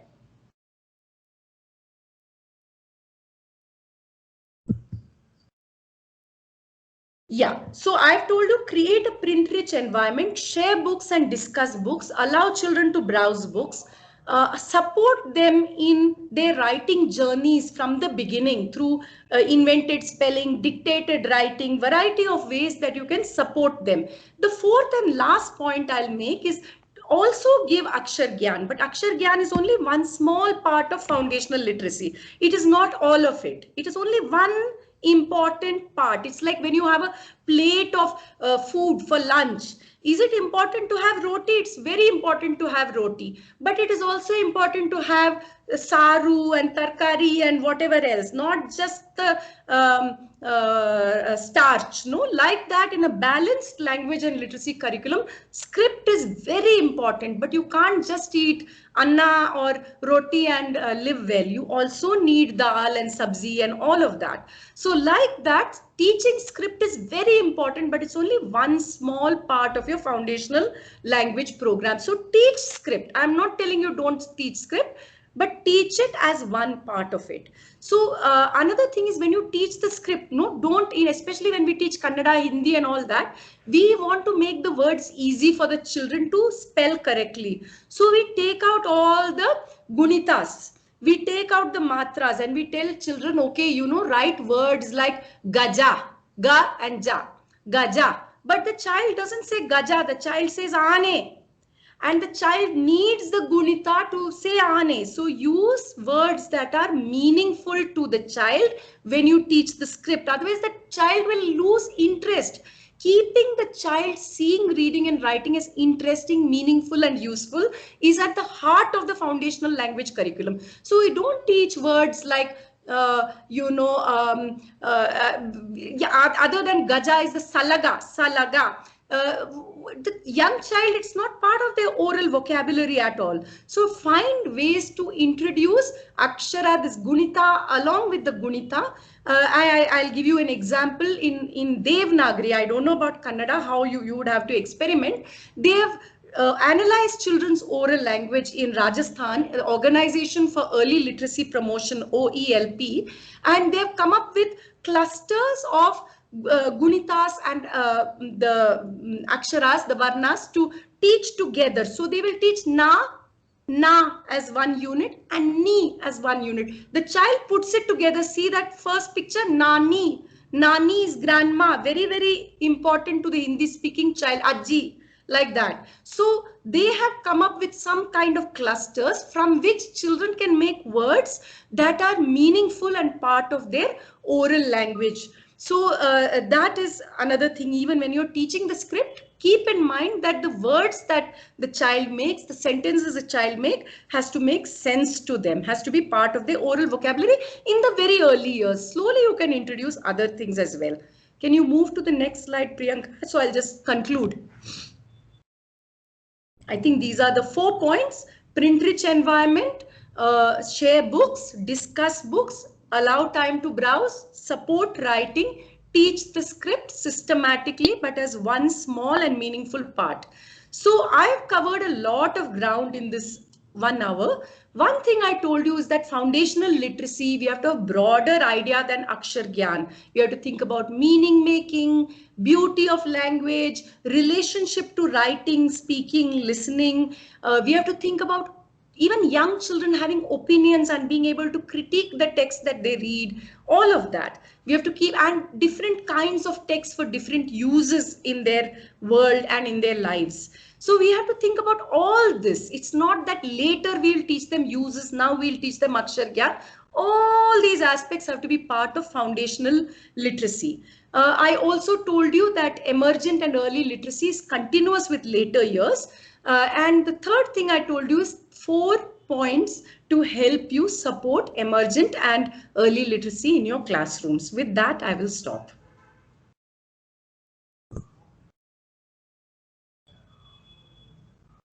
Thank you so much, Priyanka, for managing my slides. I'm open for questions. Okay, I will just brief the last part that you said, and I was actually disconnected, so I was trying to connect back. The 4 points, if you can just tell them 4 suggestions. Yes. So ಇವಾಗ ಮಾತಾಡಿದ್ದು ನಾವು ಹೇಗೆ emergent literacy ಮತ್ತು emergent and early ಲಿಟ್ರಸಿಯನ್ನು ಹೇಗೆ ನಾವು ತರಗತಿಯಲ್ಲಿ ಮಕ್ಕಳ ಬೆಳವಣಿಗೆಗೆ ನಾವು ಹೇಗೆ ಬೆಂಬಲಿಸ್ಬೋದು ಅನ್ನೋದ್ರ ಬಗ್ಗೆ ಮಾತಾಡಿದ್ರು, ಯಾವ ರೀತಿ ಸಪೋರ್ಟನ್ನು ಕೊಡ್ಬೋದು ಅನ್ನೋದ್ರ ಬಗ್ಗೆ ಹೇಳಿದ್ರು. ಆ ವಿಚಾರ ಬಂದಾಗ 4 ಪಾಯಿಂಟ್ಸ್ಗಳನ್ನು ಮೇಜರ್ ಆಗಿ ಮಾಡಿದ್ದಾರೆ.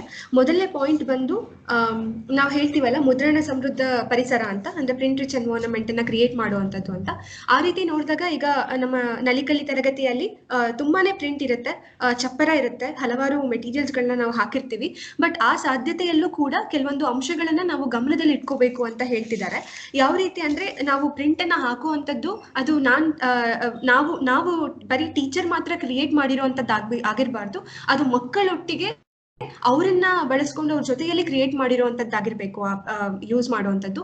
ಮತ್ತೆ ಅಲ್ಲಿ ಬರವಣಿಗೆ ಇರ್ಬೋದು, ಮಕ್ಕಳೇ ಮಾಡಿರುವಂಥ ಚಿತ್ರ ಇರ್ಬೋದು, ಬರವಣಿಗೆ ಇರ್ಬೋದು, ಅವೆಲ್ಲವುಗಳು ಕೂಡ ಮಕ್ಕಳು ಅವ್ರ ಗ್ರೂಪಲ್ಲಿ ಎಂಗೇಜ್ ಆಗಿರ್ಬೋದು ಅಥವಾ ಟೀಚರ್ ಒಟ್ಟಿಗೆ ಎಂಗೇಜ್ ಆಗಿ ಮಾಡಿರುವಂತಹ ಪ್ರಿಂಟ್ ಇರಬೇಕು. ಅಂದ್ರೆ ಅವ್ರ ಮಕ್ಕಳು ಅದಕ್ಕೆ ರಿಲೇಟ್ ಮಾಡ್ಕೊಳ್ಳೋದಕ್ಕೆ ಸಾಧ್ಯ ಆಗಬೇಕು ಅಂತ ಅನ್ನುವಂಥದ್ದು. ಮತ್ತೆ ಏನು ಪ್ರಿಂಟ್ ಇರುತ್ತೆ ತರಗತಿಯಲ್ಲಿ ಏನಿದೆ ಆ ಮುದ್ರಣವನ್ನ ನಾವು ಟೀಚಿಂಗ್ ಅಂಡ್ ಲರ್ನಿಂಗ್ ಪ್ರಾಸೆಸ್ ಅಲ್ಲಿ ನಾವು ಅದನ್ನ ಬಳಸ್ಕೋಬೇಕು, ನಮ್ಮ ತರಗತಿ ಪ್ರಕ್ರಿಯೆಗಳಲ್ಲಿ ಅದನ್ನ ಬಳಸ್ಕೊಳ್ಳೋದಕ್ಕೆ ನೋಡ್ಬೇಕು ಅಂತ ಹೇಳುವಂಥದ್ದನ್ನ ಹೇಳ್ತಿದ್ದಾರೆ. ಮತ್ತು ಅಲ್ಲಿ ಪ್ರಿಂಟ್ ಅದು ಹೆಚ್ಚಾಗ್ತಿರುತ್ತೆ, ಕಮ್ಮಿ ಆಗ್ತಿರುತ್ತೆ, ಇಟ್ಸ್ ಎ ಡೈನಾಮಿಕ್ ಅಂತಾನು ಕೂಡ ಹೇಳಿದ್ರು. ಅಂದ್ರೆ ಒಂದ್ಸಲ ಪೂರ್ತಿ ನಾನು ಕ್ಲಾಸ್ನ ಡೆಕೋರೇಟ್ ಮಾಡ್ತೀನಿ ಅಂಡ್ ಮಕ್ಕಳನ್ನ ವೆಲ್ಕಮ್ ಮಾಡ್ತೀನಿ ಆ ರೀತಿ ಅಲ್ಲ, ಬಟ್ ಅದು over the period, over the time ಅದು ಇವಾಲ್ವ್ ಆಗುತ್ತೆ, ವಿತ್ ದಟ್ ಆಕ್ಟಿವಿಟೀಸ್ ಅದು ಇವಾಲ್ವ್ ಆಗುತ್ತೆ ತರಗತಿಯಲ್ಲಿ ಪ್ರಿಂಟ್ ಅಂತ ಅನ್ನುವಂಥದ್ದು ಹೇಳಿದ್ರು. ಅಂಡ್ ನಾನು ಎರಡನೇ ವಿಚಾರ ಮಾತಾಡಿದ್ದೀನಿ ಅಂದ್ರೆ ಪುಸ್ತಕಗಳ ಬಗ್ಗೆ ಬಂದಿದ್ದು. ಪುಸ್ತಕಗಳ ಬಗ್ಗೆ ಬಂದಾಗ ಮಕ್ಕಳಿಗೆ ಪುಸ್ತಕಗಳನ್ನ ಎರ್ಲಿ ಏಜ್ ಇಂದಾನೆ ನಾವು ಕೊಡ್ತಾ ಬರಬೇಕು. ಅಲ್ಲಿ ಪುಸ್ತಕಗಳನ್ನ ಅವರು ಚೂಸ್ ಮಾಡ್ಕೊಳಕ್ಕೆ ಬಿಡೋದಿರ್ಬೋದು, ಹೆಚ್ಚು ಚಿತ್ರಗಳಿರುವಂತಹ ಪುಸ್ತಕಗಳು, ಮಕ್ಕಳಿಗೆ ಅಂತ ಬರೆದಿರುವಂತಹ ಚಿಲ್ಡ್ರನ್ ಲಿಟ್ರೇಚರ್ ಪುಸ್ತಕಗಳಿರುತ್ತೆ. ಆ ಪುಸ್ತಕಗಳನ್ನ ಅವರಿಗೆ ರೆಗ್ಯುಲರ್ ಆಗಿ ನಾವು ಆ ಪುಸ್ತಕಗಳನ್ನ ಇಟ್ಕೊಂಡು ಟೀಚರು ತರಗತಿಯಲ್ಲಿ ಕಥೆಯನ್ನ ಹೇಳೋದು, ಪ್ರಶ್ನೆಗಳನ್ನ ಮಾಡುವಂಥದ್ದು, ಪುಸ್ತಕಗಳನ್ನ ಇಟ್ಕೊಂಡು ಡಿಸ್ಕಸ್ ಮಾಡುವಂಥದ್ದು, ಮತ್ತೆ ಅವರ ಅಭಿಪ್ರಾಯಗಳನ್ನ, ಅವ್ರ ವ್ಯೂಸ್ಗಳನ್ನ ಅವರು ಎಕ್ಸ್ಪ್ರೆಸ್ ಮಾಡೋದಕ್ಕೆ ಅಲ್ಲಿ ಸ್ವಲ್ಪ ಸ್ಕೋಪ್ ಕೊಡ್ಬೇಕು, ಸ್ಪೇಸ್ ಕೊಡ್ಬೇಕು ಅನ್ನೋದು. ಮತ್ತೆ ಅಭಿಪ್ರಾಯಗಳನ್ನ ತಗೋಬೇಕು ಅಂದಾಗ ಬರೀ ಚಿತ್ರದಲ್ಲಿ ಏನಿದೆ, ಏನೆಲ್ಲ ಇದೆ, ಎಷ್ಟೆಲ್ಲ ಇದೆ, ಈ ತರ ಕ್ಲೋಸ್ ಎಂಡೆಡ್ ಪ್ರಶ್ನೆಗಳನ್ನ ಇಟ್ಕೊಳ್ತಾರೆ. ಓಪನ್ ಎಂಡೆಡ್ ಆಗಿ ಅವರು ಥಿಂಕ್ ಮಾಡಿ ರಿಲೇಟ್ ಮಾಡ್ಕೊಂಡು ಅವ್ರ ಕಾಂಟೆಕ್ಸ್ಟ್ಗೆ ರಿಲೇಟ್ ಮಾಡ್ಕೊಂಡು ಹೇಳುವಂತಹ ಒಪಿನಿಯನ್ಸ್ಗಳನ್ನ ಎಕ್ಸ್ಪ್ರೆಸ್ ಮಾಡುವಂತ ಪ್ರಶ್ನೆಗಳನ್ನ ಇಟ್ಕೊಂಡು ಮಾಡಬೇಕು ಅಂತ ಅನ್ನುವಂಥದ್ದು ಇಲ್ಲಿ ಪುಸ್ತಕಗಳ ಬಗ್ಗೆ ಹೇಳಿದ್ರು. ಅದೇ ಪುಸ್ತಕಗಳಲ್ಲಿ ಮತ್ತೆ ಮಕ್ಕಳು ಗುಂಪಿನಲ್ಲಿ ಓದೋದಿರ್ಬೋದು, ಪೇರಲ್ಲಿ ಓದೋದಿರ್ಬೋದು, ಮತ್ತೆ ಕೆಲವೊಂದ್ಸಲ ಮಕ್ಕಳು ಪ್ರಿಟೆಂಡ್ ಮಾಡ್ತಾರೆ ಓದ್ತಿರೋ ಹಾಗೆ, ಅಂದ್ರೆ ಪುಸ್ತಕಗಳು ಇಟ್ಕೊಂಡಿರ್ತಾರೆ, ಚಿತ್ರಗಳಿರುತ್ತೆ, ಅವರೇ ಅವ್ರದೇ ಆದ ಕಥೆನ ಹೇಳ್ಕೊಂತ ಹೋಗ್ತಿರ್ತಾರೆ, ಬಟ್ ಆ ಕಥೆ ಅಲ್ಲಿ ಇರೋದಿಲ್ಲ. ಸೊ ಆ ರೀತಿ ಅರ್ಲಿ ಸ್ಟೇಜ್ ಅಲ್ಲಿ ನಾವು ನೋಡ್ತೀವಿ, ಎಮರ್ಜೆಂಟ್ ಸ್ಟೇಜ್ ಅಂತ ನೋಡಿದಾಗ. ಸೊ ಅವುಗಳನ್ನು ಕೂಡ ನಾವು ಎಂಕರೇಜ್ ಮಾಡಬೇಕು ಅನ್ನುವಂಥ ಪಾಯಿಂಟ್ ಅನ್ನ ಮೆನ್ಷನ್ ಮಾಡಿದ್ರು. ಅದಾದ್ಮೇಲೆ ಮೂರನೇ ಪಾಯಿಂಟ್ ಬಂದಾಗ ಮಕ್ಕಳನ್ನ ರೈಟಿಂಗಿಗೆ ಅವರು ಏನನ್ನ ಕೇಳಿಸ್ಕೊಂತಿದ್ದಾರೆ, ಏನನ್ನ ಕಲಿತಿದ್ದಾರೆ ಅದನ್ನ ಅವರು ಎಕ್ಸ್ಪ್ರೆಸ್ ಮಾಡೋದಕ್ಕೆ, ಬರವಣಿಗೆ ರೂಪದಲ್ಲಿ ಎಕ್ಸ್ಪ್ರೆಸ್ ಮಾಡೋಕ್ಕೂ ಕೂಡ ಅವ್ರಿಗೆ ನಾವು ಅವಕಾಶಗಳನ್ನ ಕೊಡ್ಬೇಕು ಅಂತ ಹೇಳಿದ್ರು.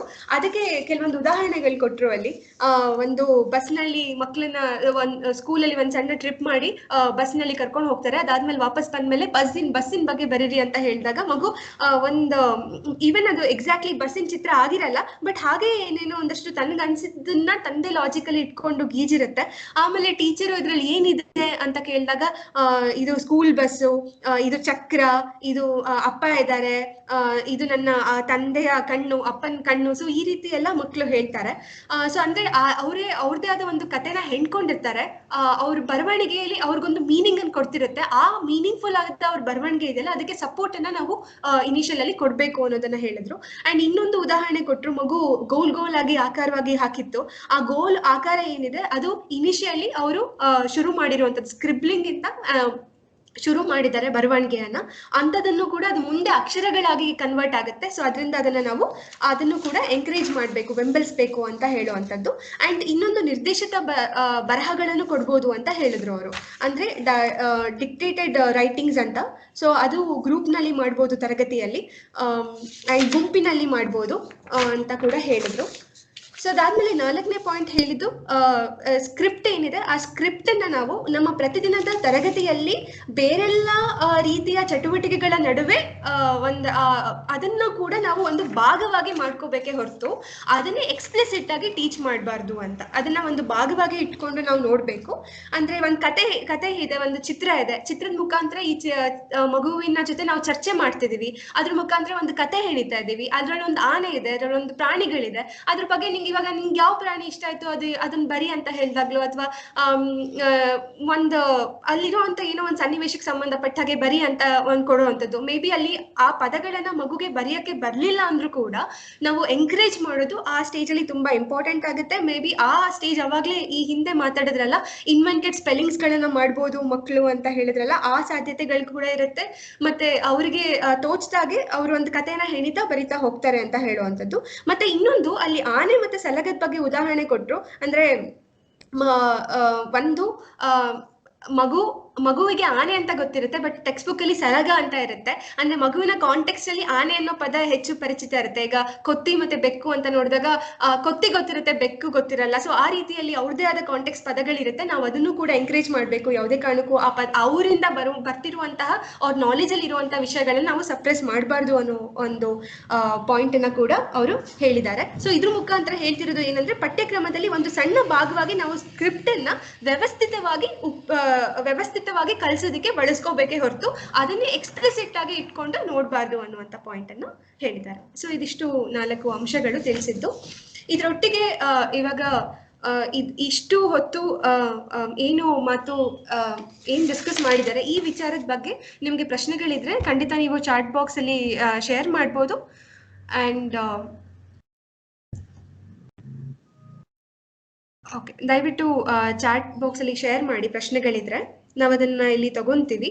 ಈಗ ಆಲ್ರೆಡಿ ಅಡ್ರೆಸ್ ಆಗಿದ್ರೆ ಅದನ್ನ ತಗೊಳ್ಳಲ್ಲ, ಬಟ್ ಇಲ್ಲ ಅಂದ್ರೆ ಖಂಡಿತ ಪ್ರಶ್ನೆಗಳನ್ನ ಇಟ್ಕೊಂಡು ನಾವು ನೋಡ್ಬೋದು, ಚರ್ಚೆ ಮಾಡ್ಬೋದು. One question has come. I would like to understand what is pretend reading. Pretend reading is when a child pretends to read. They cannot read the akshara, they cannot read the words, they cannot actually read like you read or I read, but they pretend to read. So they may be holding the book upside down. They may not be turning the pages correctly. They may be turning it back and forth. In the beginning, I'm talking now about like a 1.5-year-old, 2-year-old, 2.5-year-old, like that. They have not learnt all these aksharas and all that, but they are holding it. And you've seen young children play like teacher, sit down, be quiet, finger on the lip. You've seen them play like that. They will play with reading. Okay, they will act like they are reading. Slowly, if you let them play with the books and you let them pretend to read, you will find that they're attending more and more and more. So soon they'll be pretending to read, but actually turning the pages correctly and actually telling you a story from the pictures or from their memory. Maybe you have read to them and they are repeating the story. So slowly it will come closer and closer and closer to the real thing. Suddenly you may see that they are reading the 1 or 2 words correctly also, and the rest of it they'll be still pretending, and so on and so forth. So when children play at reading and they pretend to read, they don't know the aksharas and words correctly how to read like you read, but they are making meaning from the books. That before conventional reading is the part that we are calling pretend reading or emergent reading. Yeah. Then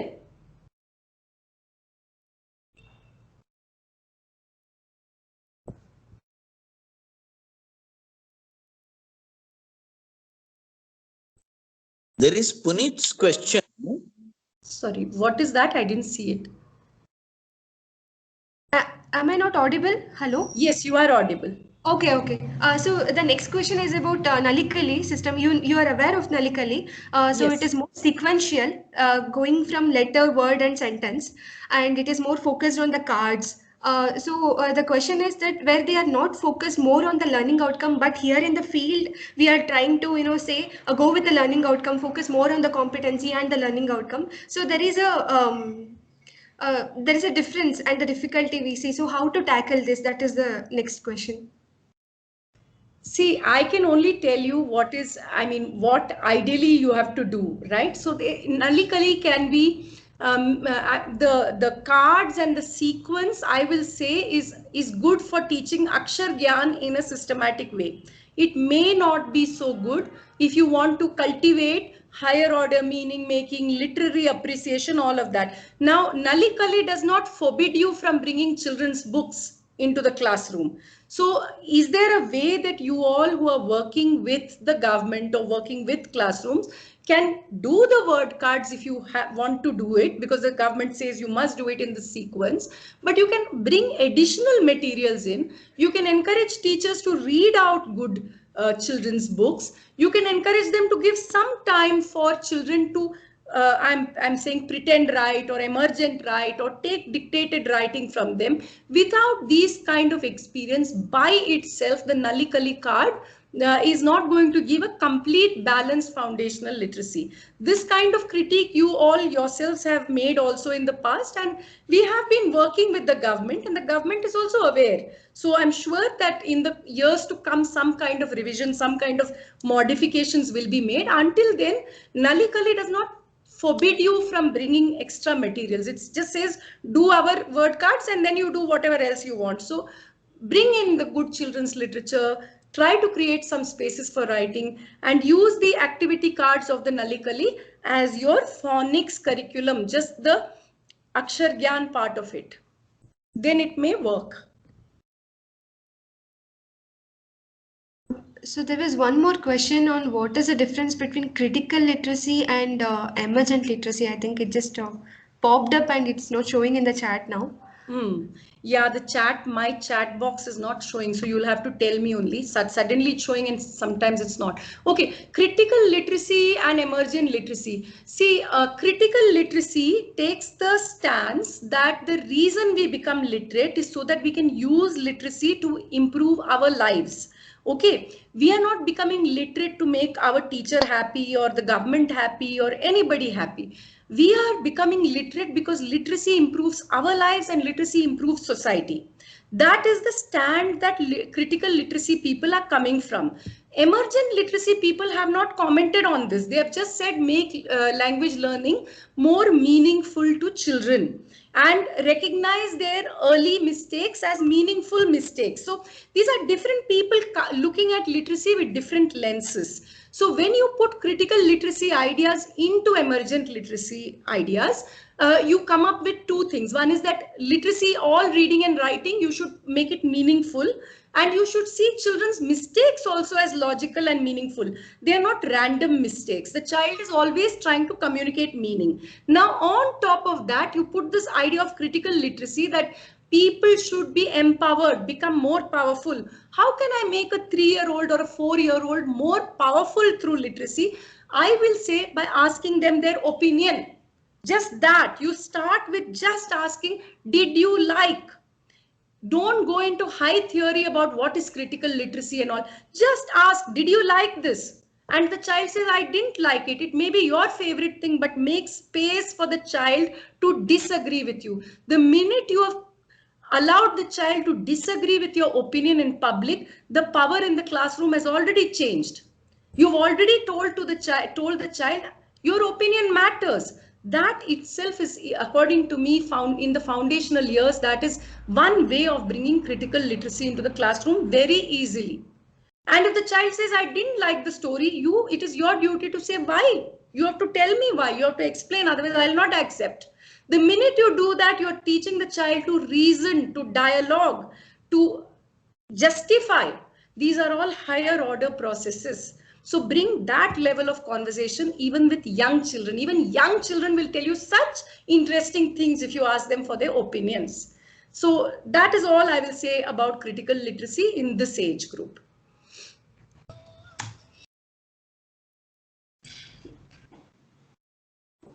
Any other questions? Somebody has raised their hand, Priyanka. I don't know who. No, it's not visible. I'll tell you, the name is not showing. Somebody has raised their hand. Maybe they can just ask. Hello. Yeah. Priyanka. Maruti, ಹೇಳಿ. Okay, ಲಿಪಿಯನ್ನ ಒಂದು ಭಾಗವಾಗಿ ಕಲಿಸ್ಬೇಕು ಅನ್ನೋದು ಅದು ಚೆನ್ನಾಗಿ ಅರ್ಥ ಆಯಿತು ನನಗೆ. ಈ ಸಂದರ್ಭದಲ್ಲಿ ಬಂದಾಗ ಎರಡು ರೀತಿಯ ಪ್ರಶ್ನೆಗಳು ಎದ್ದೇಳ್ತಾ ಇದೆ. ಈಗ ಸ್ಕ್ರಿಪ್ಟನ್ನು ಇಂಟ್ರೊಡ್ಯೂಸ್ ಮಾಡಬೇಕು ಅನ್ನುವಂಥದ್ದು ಒಂದು ಭಾಗವಾಗಿ ಇಂಟ್ರೊಡ್ಯೂಸ್ ಮಾಡಬೇಕು ಅಂತ ಬಂದಾಗ ಕನ್ನಡದಲ್ಲಿ ಸ್ಕ್ರಿಪ್ಟಿನ ಸಿಂಬಲ್ಸ್ಗಳು ಸುಮಾರು 17,000 ಸ್ಕ್ರಿಪ್ಟ್ ಸಿಂಬಲ್ಸ್ಗಳಿದ್ದಾವೆ ಕನ್ನಡದಲ್ಲಿ. ಅದರಲ್ಲಿ ಬಹುತೇಕ 570 ಸಿಂಬಲ್ಸ್ಗಳು ಭಾಳ ಹೆಚ್ಚು ಬಳಕೆಯಲ್ಲಿರ್ತಕ್ಕಂಥದ್ದನ್ನು ಕಾಣ್ಬೋದು. ಇಲ್ಲಿ ಈ ಹಿನ್ನೆಲೆಯಲ್ಲಿ ಎರಡು ಪ್ರಶ್ನೆ ಏನು ಅಂತಂದರೆ ನಂದು, ಈ ಎಲ್ಲ ಸಿಂಬಲ್ಸ್ಗಳನ್ನು ಕನ್ನಡದಲ್ಲಿ ಬರುವಂಥ ಎಲ್ಲ ಸಿಂಬಲ್ಸ್ಗಳನ್ನು ಇಂಟ್ರೊಡ್ಯೂಸ್ ಮಾಡಬೇಕಾ ಒಂದು. ನೆಕ್ಸ್ಟು ಎರಡನೇದು, ಈ ಗಣಿತದಲ್ಲಿ ಸಂಖ್ಯೆಗಳನ್ನ ಪ್ಯಾಟ್ರನ್ಸ್ ರೀತಿಯಲ್ಲಿ ಕಲ್ತ್ಕೊಂಡು ಹೋದಂಗೆ ಮಕ್ಕಳು ಈ ಸಿಂಬಲ್ಸ್ಗಳನ್ನು ಪ್ಯಾಟ್ರನ್ ರೀತಿ ಕಲಿತಾರಾ ಅನ್ನೋದು ಎರಡು ಪ್ರಶ್ನೆ. Priyanka, I understood only half. Okay, I will just translate it. In the context that we know that Kannada language, it has many symbols. Like Yes. you also quoted that there are 17,000 symbols. So in that context, and the first question is that should we introduce all the symbols to children? And second is, can we teach them in sequential manner? Like, oh, okay, these few symbols I'll teach, and then next set of few symbols, like that. So my response to that Hello. is that, yeah. Priyanka, second questions ಮಕ್ಕಳು ಆ ಸಿಂಬಲ್ಸ್ಗಳನ್ನು pattern ರೀತಿ ಕಲಿತಾವ ಅಂತ. Okay. ಆ patterns ರೀತಿಲಿ ಕಲಿತಾವ ಮಕ್ಕಳು ಅಂತ. Okay. Okay. So the next question is, do children learn symbol in a pattern way? Like, you know, they'll get some pattern and they'll understand it in a pattern. No. So I'll just tell you very quickly, because there's not a lot of work in Kannada script and you all need to actually experiment more and you need to educate me. The work that has been done, that is I find very interesting, has been done with Devanagari script in Hindi. And I'm sure there's a lot for us to learn from that, and then you would have to find out what works in Kannada. Can you teach in a sequence? Yes, you can teach in a sequence, but what sequence should you teach? What they have done, I told you about OELP, Organization for Early Literacy Promotion in Ajmer in Rajasthan. What they have done is they have made groupings, just like your Raga Sada A in Nalikali, just like that, but a little different. They have also made Samuha of Akshara, and they have made 6 Samuhas, 6 in across first and second grade, 6 Varna Samuha they call it. Now in these Samuhas, not Raga Sada A, they have put the Varna and the Gunita together. So for example, Na is one Samuha, Ni is one, one Akshara. Ka, ki, like that. So they have put the gunita, the a, e, together with the moola, the akshara in the varna, the varna mala. So they have put the gunita along with it and they have given it to the child as one unit. Now, how they made these samuha is to make the first couple of samuhas, the first 2 samuhas, when the children put these aksharas together, they can make words from their oral language. So they actually looked at the oral language of children. From the oral language, they came up with, lot of na words, lot of ka words, lot of key words. Based on that, they chose the aksharas to put in the first Varna Samuha and the second Varna Samuha. So there is a sequence of 6 Varna Samuhas, but very different from the Nalikali kind of Samuhas, because the Gunita is there and it makes meaningful words in the child's oral language. Now, what the person, her name is Kirti Jairam, what she has told me is that I spent about 4 months teaching the first Varna Samuha, 4-5 months. I spend only about 2-3 months teaching the second Varna Samuha. I spend only 1 month teaching the third Varna Samuha. Fourth, some children may need. Fifth and sixth, almost never we have to teach, because by then the children are able to learn on their own and run with it. So it is rarely that I have to actually teach all 6. But I spend a lot of time on the first 2 or 3 Varna Samuhas, and the last 2-3, they very quickly learn, or we barely teach at all. So it is not equal time for all the Samuhas, because the child learns a lot. When they learn the initial set of letters, they already can figure out and self-learn the rest of it. If you look at all these aksharas we have, no, we don't use all of them equally. If you see kaka, gaga, nga, how often do we use nga? How often we use tha? How often do we use, so you look at Kannada aksharas, some aksharas we are using more, some gunitas we are using more, some we are using very less in our language. So those you can not spend so much time teaching. You can spend much more time teaching the useful combinations. Do children learn patterns? Not by tracing letters again and again. What you have to teach them is the relationship between the pattern and the sound of the pattern. Never just the pattern alone. The sound matters. How can you bring their attention to the sound? Also through invented spellings, by allowing them to write and solve the words for themselves. So if they want to write, Ajji came to my money yesterday, and they tell you how to write Ajji, how to write money. You say, what sound in the beginning? You write, you know, ah, right? Ah. So then the child writes. So the child is now attending, okay, ah, ji, j. So they are attending to the sound, even if they spell incorrectly. Bringing their attention to the sound along with the symbol is very important for Akshar Gyan. Just teaching pattern tracing will not help. Yeah. Okay. Ma'am, since we are working, in this regard, like early language since 2 years, more focus is on that. We have a lot more questions on this in the chat box. So Yes. I would say that please do continue dropping your questions. After this, we will collect these questions and we'll share it with her. And yeah, I will respond. Yeah, and she'll respond. I will email you back. Is that good? Yes, ma'am. Yeah. Thank you. Thank you so much.